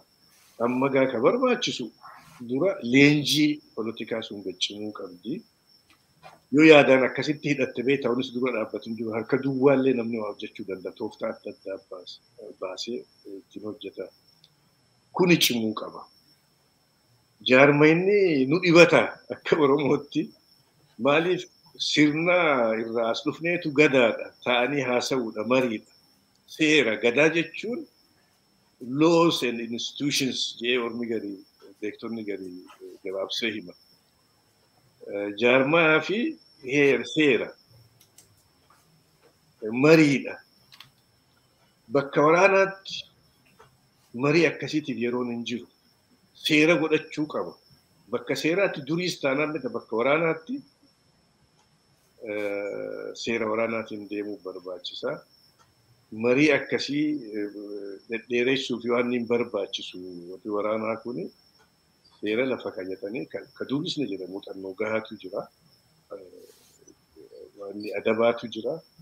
Seeratti bulanii jira akka qaama tokkootti sossoo'u yoo kuma ta'e yoo kuma 10 ta'e yoo kuma 100 ta'e akka qaama tokkootti sossoo'u irraa eegama. So dura politikaan hidhachiisuudha. Achi boodagaa katti aamu hidhannoodha. Hidhannoo meeshaati. Teknikalii waan ni baru tooftaa waraanaa baru. Warratti dabalamu keessa warri tooftaa waraanaa beekuu jiraate. Akka agarreetti wayyaaneen kan mu'ifiiti guddaa barsiisaa turte. Ammoo waraana Itoophiyaa keessa hoomaa ittisa biyyaa jiran kana keessa warri ogummaa addaa san qabu komaan waa qopheessuu, strategy baasuu, logistics hojjechuu waan addaa kanatti muuxannoo ka qabu hagamtu jira Oromoon warri Tigrinyaan tahin hagamtu jira laata. San keessa Oromoon hagamta akka ufitti harkisuu dandeenya. Waraanni kun warra akkasii argachuu qaba. Keessa jira ta'a ammaa san hin beeku odeeffannoo gahaa bakka akka hin qabnetti naasaraa jira. Skilliin suni barbaachisa. Ogummaa waraanaa fiildiif danda'e. Military science isaatu barbaachisa amma. Gaa politikaan hidhachuu ogummaan hidhachuu qaba. Bakka hundaa nama dabalachuu qaba warra poolisii adda ka Oromiyaa. Warri kaayyoo kanatti amane necessary Oromoo qofa ta'uu illee hin qabu yoo jaarmaa cimaa taate. Gaa jaarmaa inni nu rakkisa kan hin jiru waan isa barneeti amma isa traditional dhufe san ka wal ajaju san tolchuun laaftuu nuuf hin taane natti fakkaata garuu bakka waraanaatti isa bira darbuu hin dandeenye. Amma faranjiin ka hedduu nuun firoomaniif yeroo jalqaba gaafa qoratan sirna dimokiraasii ka isaanii caaluutu itti as bahe gadaa jechuu waan akkasiiti. Isaan kan filatan warri barbaadan kan mataa qabatanii warra mootii qabu isa barbaadan beekan. Tokkichi qabannaan ajaja dabarsaa warri Ingiliizifaan amma indirect rule jedhanii warra akkasii barbaadan. Sirna fiidaalaa. Keenya ka aadaa suni waan mariitii waan seera qabu waan walii wajji murteessan collective walii wajji malee waan tokkichichi bahee wanna godhu miti. Amma garuu gara waraanaatti san baruu qabu. Warri politikaa taa'ee mari'achuu qaba. Wal danda'anii akka aadaa politikaa keessaa mariidhaan yaada isaanii walitti kuufatanii hojjechuu qabanii. Karaa waraanaa kanumaan jala kuisaa dabalamuu qaba. Ogummaan cimuu qaba. Ogummaa lolaasan argachuutu irra jira. Eessa akka dhufuun beeku waan waraanaa waan ajajaa sin turre waan politikaatti carraaqaa turre. Kana warruma waraanaatiif dhiibna garuu yeroo namaan kennu kun jarjartiidhaan waan hojjetamuu qabu. Jarri hoogganarra jiru waraanaa kun karaa politikaas akka amma obboleeyyan keenya jedhanitti karaa politikaatti yaaduu qaban. Hooggansi qawwee politikaa ta'uu qaba. Akka amma jirutti haalli amma jiru haga turullee hin beeknu. Akka amma jirutti hooggansi politikaa ka ture kaafaa osii aabaa osii hidhaa jira. Jarri garuu warri hooggansi olaanaan hidhamee jedhanii taa'u irra jiru dabballoonni olaanaan sochooma qaban isaanis karaa politikaa akkasii sun eegu. Namni du'aa hidhamaati. qabsoon dhaabbachuu hin qabdu garuu. Ifa fuutuu irra jira. Hooggansi jalaa bahuu qaba. Nama baay'ee jira warri qooda kennaa ture. Lafa jalaanis waraanaas gargaaraa ture. Kana polootikaas wal qopheessaa ture. Hooggansi hangi beekame tokko hidhamee jedhanii du'e jedhanii taa'uu miti. Kisaaraan akkasii kana duraas nurra geesse beektaa. Hidhaanis nurra geesse. Ajjechaanis nurra geesse. Sochiin garuu dhaabbachuu hin qabdu. Akkasii itti fufuu qaba. Waraanaa fi karaa polootikaatiis hooggansi hidhame jedhanii harkaa miilaan wal qabanii taa'uun barbaachisa. Karaa daangaa Oromiyaatii fi waan Finfinnee yoo laalle ka Finfinnee addatti ilaaluu dandeenya. Baay'ee rakkisa natti hin fakkaatu. Akka naannoo biraa uummanni Finfinnee keessa jiraatus bulchitoota isaa filachuu danda'a. Garuu Finfinneen eenyu? Shaggar eenyu? Shaggar qaama Oromiyaati. Handhuura Oromiyaati. Karaa psychologically yaada akkasiitiin yoo ilaalle onnee wareegamtoota Oromoo hundarratti katabaadha Finfinnee Shaggar jechuun. Handhuura Oromiyaa fiizikaalii karaa ji'oogiraafii qofaa miti onnee Oromoota qabsoo tanaan wareegamanii hunda keessa jira. Oromoo hunda keessa jira immoo karaa aadaa, karaa liitireecharii, ogbarruu yoo laalle walaloo, sirba, waan adda addaa mirrisaa hunda yoo laalle saayikii Oromoo keessaa baasuu hin dandeessu Shaggar Finfinnee. Karaa immoo eega impaayarri ijaarame bakka bulchiinsaati. Falmaaf tokko kan usaaman lafa falmuuf achi dhaqa. Warri falmaa dhaqee achitti hafe meeqaatu jira. Lakkoofsan qabu bara. So Finfinnee fi Oromiyaa adda qooduun hin danda'amu. Karaa polotikaa, karaa saayikooloojii, karaa aadaa, karaa liitireechar, karaa hundumaa adda baasuun hin danda'amu. Kuni warri sirna dimokiraasiitiin filame kan Oromiyaa bulchuu fi namoonni Shaggar keessa qubatan, magaalaa Finfinnee qubatan, ka filatan waliin mala godhuu danda'ama. Magaalaa takka amma Finfinnee Oromiyaan magaalaa san malas jiraachuu dandeessi beekta. Finfinneen garuu Oromiyaa malee jiraachuu hin dandeessu. Bishaan, humni waan adda addaa sochoosu, ibsaan hundi achi dhufu. Kosiillee gabbaasanii bakkitti darban Oromiyaa keessa.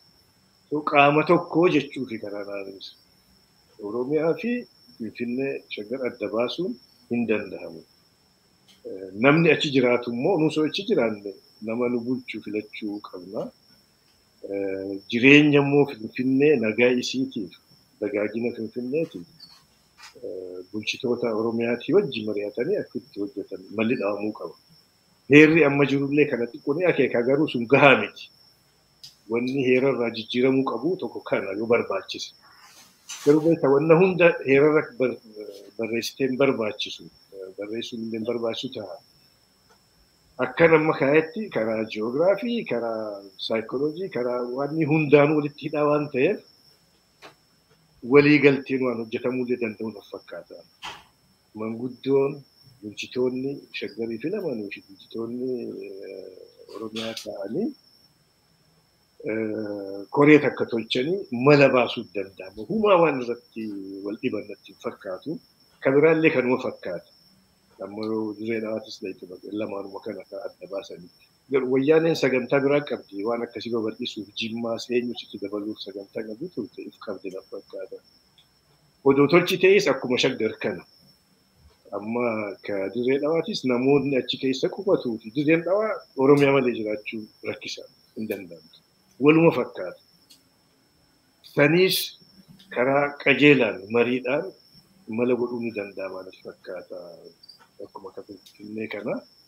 Kun waan irra wal dhibanii miti. Daangaa Oromiyaa karaa biraatiinis waan irraa ka'an heera ammaarra ni jira. Ka heeraa kana wanni kakaasuu fi duwwaa miti jechuufi beektaa wanni irraa ka'an ni jira. Constitutional political settlement jenna. Karaa heeraa Empire Itoophiyaa akka jijjiiramu murtiin bara 1991 taate murtii jabduudha. Charter saniin jalqabee waan sagantaa yeroo ce'umsaa heera booda wayyaaneen tolchite kana Empire sun jijjiirame uummanni kun waliinis jiraate wal keessaas gantaa walirraa qabu jiraata. Mirgi isaanii hiree murteeffannaa akka jirutti tahee akkitti waliin jiraatan mari'annuudha. Inni kun warra sagantaa dur deebifna jiruus beektaa gorfamuu qabanii kaampeenii guddaan hojjetamuu qaba. Isaanillee yoo dandeenye fudhachiisu. Wanni irraa kaanu lafa jira. Heerri magaalota adda addaatis warra duuba deebifna jiru sanillee fudhachiisuuf karaan ni jira. Heera san akkasuma darbuun nurra hin jiruun jedhan qabsootu fideessa sanuu. Amma warri gara duubaatti deebifna jiru kun waan adda addaati. Dur biyya tana bulchaa turre akka nuti jennutti malee buluun qabdu jedha. Wayyaaneen nuti bulchinu malee jetti jedhaniiti wayyaanee himatu beektaa. Isaan ammoo akka nuti jennu malee jechaa jira. Kanarra wal qaban. Isaan kanaaf araarsuuf sagantaan adda bilisummaa Oromootis heerri kunis ni gargaara. Akka abaluu ji'ee qofaa miti akka irratti walii gallee jedhanii itti himuutu feesisaa akka nu dhaggeeffatan yoo humna qabaanne malee nu dhaggeeffatan yoo waraanni cime jechi keenyaas cima polotikaan keenyaas cima heerri kunis kabajamaa waraana cimsuudha rakkoo biraa hunda furachuu dandeenya ummatoota ollaatii wajji bakka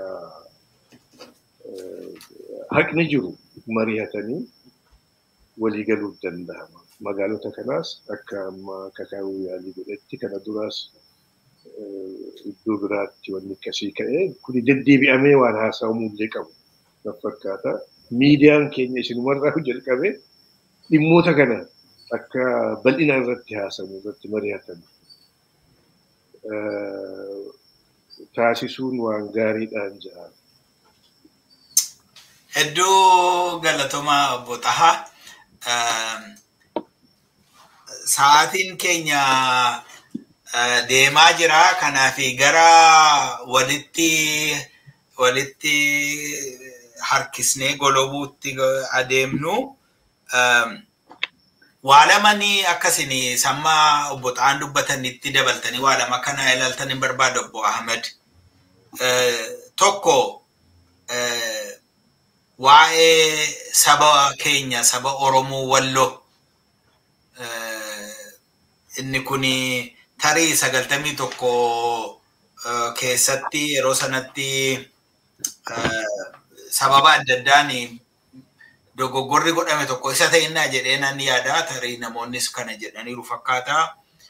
Wallooni akka ilma abbaan qabneetti hafuunsaa sirrii miti inni jedhu tokko. Lammaffaan dogoggorri ta'e tokko 91tti birokiraasii waggaa almost century tokko jaarraa tokko fi ijaarame sana diiguu dhiisuun pirogiraasii sana bakkatti dhiisuun tarii warrumti Tigraayuu rakkoo isaan amma keessa jiraniif iyyuu inni sababa ta'eera ta'uu danda'a. Waa kana lamaan maal gochuu mala jettanii yaaddu? Ode sagaleen keessanii dhiifama naa godhaa sagalee keessanii irra deebi'an nagaamne dubbadhaa amma nagaama. Okay. Dhiifama naa godhiiti wanti jaallataan jedhe tuni baay'ee akka gaariidha haa ta'u malee ammoo ani ammoo ka jedhu dogoggora Ihaadig keessattuu godhe keessa katamoota tana indipendentii kophatti godhuu isaati. Maaliif wanni irratti rakkatee kophaa godhee wanti kophaa bulchanis okay bal'isuuf ammoo hin dandeenye bal'ifna yoo jedhan rakkoo itti fiti. Ammoo soo katamaan tokko bal'achuun isaa hin oolu. Finfinneenillee bal'achuu isaa hin oolu. Sabni amma itti bal'atee wal dirachitee gargaraayyuu kan dhufu kun marti bakka jiraatu barbaada. Kana godhuu kan danda'an osoo Oromiyaa jalatti dhiisanii. Mannoo isaa bulchiinsa isaa jedha. Bulchiinsa isaa osoo Oromiyaa jalatti dhiisanii waan kana hin fidu. Wanti san illee itti himaa turre to some extent. Oromiyaan hojjaan hin baasinaa. bulchiin katamaa Oromiyaa tahee sabni marti keessa jiraachuu danda'a. Sabni akkamitti akka keessa jiraatu immoo saba keessa jiru santu murteessaa. Eenyuun akka filatu. Haa ta'u malee Oromiyaa irraa hin kutinaa kan jedhu yaada san ture. San godhuu dhabdee ofitti rakkoo uumte jedheeti kan yaadu. Tokko kan. Lammata immoo karaa lama wannoo kawalloo kaaftee kunillee sanu biyya sababaa ofitti uumtee fuutee Amaaratti murtee saba osoo waa tokko hin mari'achiisin sabni eessa barbaadan ka jedhu osoo mari'achiisin waa kan osoo hin godhin walloo jechuun Oromoodha. Balbala mara yoo laaltee wannoo fudhatee hin laallu sun amma shawaa mallee akka shawaan tokko tokko akkasuma afaan Amaaraa haasayaa wannoo jedhuu danda'a. Kana afaan Amaaraa haasanii wannoo Kiristinnaa ta'anii jiraachuu danda'a malee guddinni Islaamni illee keessa jira. Lafti isaanii hundi isaa maqaa Oromooti. Hundi isaanii ammoo Oromoo jedhanii ufaman. Kana carraa kana osoo kennitee fi eessa barbaadan garamitti deemuu barbaadan osoo jettee murteessitee sabni sun osoo murteessee rakkoo akkana kana keessa seenan jechuudha. Rakkoon isaan keessa jiran san wanti san tuffii baay'ee waan qabaniif maaltu nu jira dhaabbata. Hin beekanii kama Finfinnee irratti Abbaa Tsahaay waan jedhe. Yoo jaalatanii jibbatanii hojii oolchina jedhe. Kun amma tuffii hagamiin akka qaban mul'isa. Wanti san tuffii irraa akka ka'ee bakka fedhanitti cicciran. Oromoo yaada xinneessuudhaaf. Warri isaan yaada kennuuf illee ammoo waan akkasii isaan barbaadan. Akka Oromiyaan akka hin guddanne Oromiyaa irraa xinneessan. Rakkoo ofitti uuman. Maal qaba Oromiyaa jala taa'anii yoo bulchan kan jedhu hin yaadne. Ammallee kan yoo wannoon kun kan tooftaan amma waltaan kun deemee dhugaa akka tahee tarsiimatti jiramu tahee wanni dura sabni kenna beeku wannoo jedhu laftiin Oromoo kan ciccirame kan Finfinnee tahee kaawwanillee hunduma isaa Oromiyaa jalatti deebi'uu qaba. Kuni waan irratti negosheetii goonuu miti sabni Oromoo natti fakkaata. Maaliif namni fedhe keessa jiraachuu danda'a. Amma Finfinnee keessaa saba kaawwan hiyyaafna jenna. Hin jennu. Kan itti yaadamu hin jiru. Finfinnee guddinni sababa baay'ee jira. Hundinuu akka nama filatee warra filatee buluu danda'a. Guddaan kan barbaadamu eenyummaa abbaa isaa eenyummaa isaa yoo laalle lafti tun lafa Oromooti. Oromootti mirga qabaa. Oromootti eessa garam bal'ifadhaa garam kenna akka jedhu isaan jarri fuudhanii hooma duraan hin jirre. Baay'ee yaadadhaan mallee wannoon wata mallasoo itti odeessu laga akkanaati alatti wannoo argachuu qabna. Permiitii argachuu qabna. San malee bal'isuu hin dandeenyu kan jedhu. Dubbiin kun isaan ka'ee ture.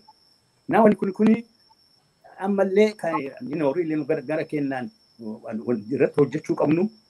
Ka advaayizii illee goonuu jaarsi namni martinuu carraa argame. Carraa amma argame kana akkuma yoo deemte isanii kiraasisii yoo argamu carraatu argama. Carraa amma argame kanaan lafti Oromoo mucicciran. Katamaan Oromoo kan maqaa itti baasanii Oromoo jalaa baasan. Yoo Oromoo jalatti hin deebiin rakkoon sun hin mallee hin hiikamu. Bal'achuun isiin af katamaa kana. Bal'achuu kan danda'u yoo ammoo namni biraa ka bal'isu ta'e nama biraatti katamaa sanii kennanii nama biraatiin karaa biraatiin ka bal'isu ta'e Oromoon miidhamuu isaa hin danda'a. Akkuma gara agarsiisanii akka fedhanitti keessaa ari'anii ganda mooxinnoo itti kennanii sossobanii keessaa baasanii miidhansan akkasitti miidhamuu danda'a. Kana akka hin taane sabummaan ofii akkamitti meemaan kana bal'ifne akkamitti katamaa kana goona yookaan katamaa biraatu akkamitti dhaabna.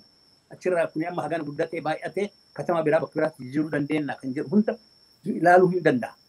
Kanaaf waanni kun waan nama warra garagara nu oofu keessattuu warra amma tooftaadhaan wal ga'e kana meebii garagara kan baasuu danda'u ta'uu danda'a kana beekanii waan kanarratti akkuma yoo tarsiimatti dabalan ta'e wanni kun awwaala akka hiikuu qaban keessaa tokko jedheeti amanaa. Hedduu galatomaa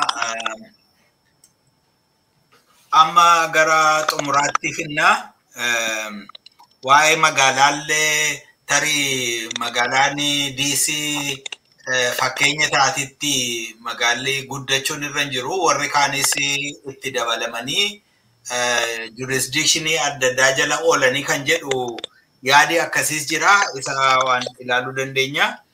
Xumura irratti waan itti dabaltanii waan jettanii gorsa nuu laattanis nuuf kennaa obbo Ibsa. Waa'ee Finfinnee irratti waa'ee dhawaa irratti gaabo caalaa hin beeku naannaa sana garuu gaaffiinsaa tokko miti akka ilaalutti kan fagoodhuma ilaalutti gaaffiinsaa tokko miti gaaffiin namoota boordarii irra jirudha kan kileemii godhan gochuu danda'an Oromoodha olloota Oromooti. Kanaafi warra fagoo miti kan gaafate isaan immoo akkatti yoo qaamni sadaffaan keessa galuu baate jarri traditionally akkatti problemii isaanii solvii godhan qabu. Solvii eenyuma godhatudha kan inni abdadhu. Kan Finfinneen lafa Finfinnee abbaa kan ta'an ikkoo naannaa sana jiru. Kan kooti kan jedhan jiru. Kun kan abbaa kootiiti, kun kan eessuma kootiiti, kun kan baluuti, kun qe'ee baluuti kan jedhan jiru. Irraa fudhatanii militirii gaarii san ture amma yeroo geeddarame magaalaa ta'e. Waa'een Finfinnee gaaffii jala kan oolu Finfinnee qofa miti. Oromiyaadhumatu gaaffii jala jira jechuudha. Kan keenya Wallagga kan keenya warri jedhani koo Wallaggaa Tuulamni kan keenyaa jedhaniiru. Finfinnee irratti dhaabbatanii jirri. Oromiyaa akka jechuutti nurraa fudhachuu barbaadu. Oromiyaa kana Tigreeni recognize godhe kan keessanii jedhee recognize godhe. Amaarri takka hin goone. Takka Amaarri biyya keessanii abbaan biyyaa isin jedhee hin beeku. Tigreeni hojiirra oolchuu irratti mucucaatte malee kan keessanii jedhee fudhateera. Seera irra iyyuu galfateera. Egaa amma Tigreenis dhufaa jira. Sagalee hin qabaata. Kanaafi Finfinnee akkuma jaalleewwan koo jedhanii Finfinneeni akkuma magaalaa addaa miti internationally kan wal fakkaatan baay'eetu jira. Jechuun amma kan jedhanii kan international baay'eetu jira. UN ni jira, Afrikaa maaloon jira, sanaaf intinaadha. Kana fa'i jira. Tokko gar tokkoon warri ilaalan. Warri kaan immoo bararaadha kan keenya bararaa jedhamaa ture durii jedhan. Baranuma dhufeen kunis. Duri eessa turan bararaa nutti waniin beekan. Ani yommuun ijoollummaatti kan hin shaggariin dhufu. Waggaa 8 akkasitti dhufe. Kilaasii keessatti yeroo waanuma general knowledge የውንትናን ጆሌን ወልጋፋት የአዲስ አበባ የመጀመሪያ ከእንትን ስም ፍንፍኔ ጀራው እንደምቶ አኔጋ በኦሮሞ ግዱት ሚዲ ከንን በረዳ ቱሬ ገሪቻሉ አማራ ወረታ አኒር ከሰት ፍንፍኔ ሰና ጆሌን ሱም ቤኩ ይችላል የእንጦጦ መጀመሪያ ስም ማነው ምናምን ጀዱ ድልድላ ጀዱ እና ጆሌን ኩኒ ቤት ሱርቴ ይችላል ወጋ ቶርባታማ ከስ ቶርባታማ ዱራ ጀቹ amma ga'ameetu waa bukaa jira Oromiyaa fudhachuudhaaf Finfinneen kan keenya jennu Oromiyaa fudhannaadha. Egaa magaalaan tokko yeroo hundumaa namoota adda addaa waan qabuu fi nama baay'ees waan qabuu fi bulchii hin kennamaafi bulchi keessaa bulchi chaartardi ta'a chaartarii qabaata. Chaartarii qabaachuu jechuun isteetii isa keessa jiraniin adda isaan baasa jechuu miti. Isteetii seera isteetii sanaa heera isteetii sanaan hin bulu. Heera finnaa sanaan an finnaa jechuun jaalladha isteetii kana. Heera finnaa sanaan bulu. Bulu isatu kennaaf seera sanaa jechuudha. Kanaafi warri keessa jiru autonomii qabu seera baafatu seerri heera sanaan hamma waliin tinaan taanetti waan halle guddina isaatiin maaloo isaa kan hojjetanii warruma achi keessa jirudha. Garuu abbaan biyya Oromoodha. Abbaan biyya Oromoodha. Lafi sun lafa Oromooti. Oromootu seera irratti baasa. Alagaan dhufe keessummaan dhufe irratti hin baasuufi. Keessummaan saggariin dhufu hundumtuu bilisummaadhaan jiraachuu of bulchuu danda'a. Amma Niiyorkiin haa fudhannu. Niiyork City. Niiyork Steetiin lama isaan. Niiyork Steetiin roolii achi keessa City keessa qabu qaba. Malee callumeedhe City intina international intinaadha maaloodha UN jira abanuun jira jedhee waan callumeedhe dhiisuun qabu. Waan Steetii sanaa fi riippoortii waan godhan qabu. Steetiin sun waan bajeta baddanuu kennuuf qaba. Waan bajeta isaatiif riippoortii amma fakkeenyaaf baaburri faan baabura kan geggeessu Steetiidha. City waa'ee leebar baaburaa suni Steetiidha kan handilii godhu yoo probleemiin jiraatu. Waan baay'een jiraachuu danda'a. Ani abbaa seeraa miti seera jaaltaan yoo itti darbee gaara caalaa dubbachuu danda'a waa'ee isaa. Warra akkasii jiru. DC jedhanii DC baay'ee odeessu. DC Meeriilaanditu kutee biyya lafa kenneef.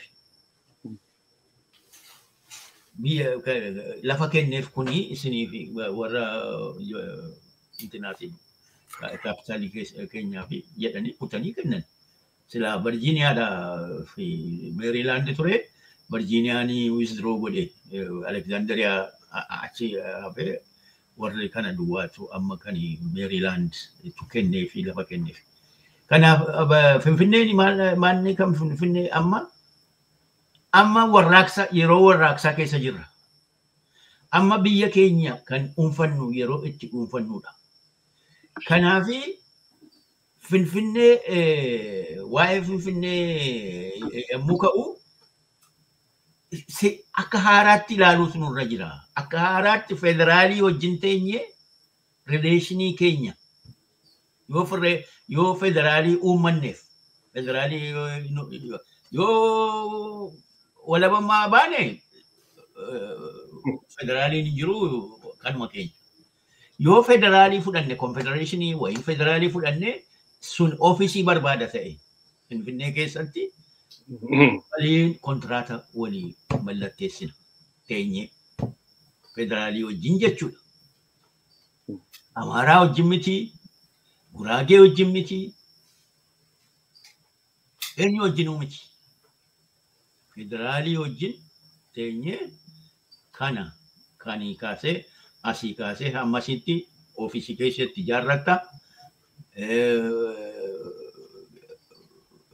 Mirgati qabdu kana, dirqammati qabdu kana jennee kan keenya immoo kana ta'a, kana sii dhiyeessina, kana sii goona, kana akka intinaa ta'uu dandeessaa jennee waliif arrabna jechuudha. Kana kanii waa'ee intinaa Finfinnee kan ta'u irra jiru. Maaliif Finfinnee dhuunfachuutu Oromiyaa dhuunfachuun nurra jira jechuun Finfinnee dhuunfachuu jechuudha. Finfinneetti dhimma bahuudhaa fi namni tokko Oromiyaadhaa wajjin kan diilii gochuun irra jiru. Kana jechuudha. Egaa waa'ee xumuraa yoo ta'u utuu nu walitti hin deebi'inii Oromiyaan ni bilisoomti abdanna. Kanaaf maaligaa nuti hawwuudha. Eenyuyyuu hawwuudha dubbinsa maaliif amma agarreerra waa'ee qabsoo kana qabsoo neessa agarreerra qabsoo kana agarreerra amma yeroo dargii awraajjaadha nu erganii awraajjaa maaloo turre awraajjaa turre ibidda keessa baanee yoo nuyi qawwee nu dhowwatan qawwee nu kennaa jennaan nu dhowwatan yoo nu keessaa baanu second inni dhufu immoo qawweedhaa wajjin horii guddaa wajjin sodaatamaa wajjin waan hallee wajjin kennaniif inni qabsaa'u inni dura qabsaa'e inni qabsoodhaan waan sana argamsiisu waan gochuuf hin deemu recognized ta'uuf hin deemu isuma isa taanutu recognized ta'a waan amma ta'u hundumaa nuti haa eebbisnu gara baasetta baasuutii itti mufufaa jenna. Baay'ee hedduun isin galateeffadhaa hunduma keessanii wanta baay'ee irratti haasofne mariin kun illee ittuma fufaa gara biraasii akkuma amma obbo Ibsaan jedhanii Waaqayyo yoo nu badhaase utuun lammaffaa walitti hin deebi'ini Oromiyaan hin bilisoomti ta'a yeroo sana sola garra waan fedhuuf walitti deebinaa har'aa fi yeroon keenya nu jalaa dhumateera. Hedduun isin galateeffadhaa obbo Ibsaa Guutamaa, obbo Ahmed Hussein, obbo Taha Abdii baay'ee ulfaadhaa baay'ee isin kabajnaa ani immoo milkaawaadhaa carraa argadhee isin wajjiniin haasa'uu danda'u kootti dhaggeeffattoonni keenyas immoo milkaawoodha carraa kana waan argataniif hedduu galatoomaa ulfaadhaa fayyaa ta'a Waaqayyo isin haa eebbisu. Galatoomaa. Galatoomaa carraa nu kenniif hedduu galatoomaa. Hedduu isin galateeffadhaa. Jabaadhaa jechuun nurra jira jabaadhaa.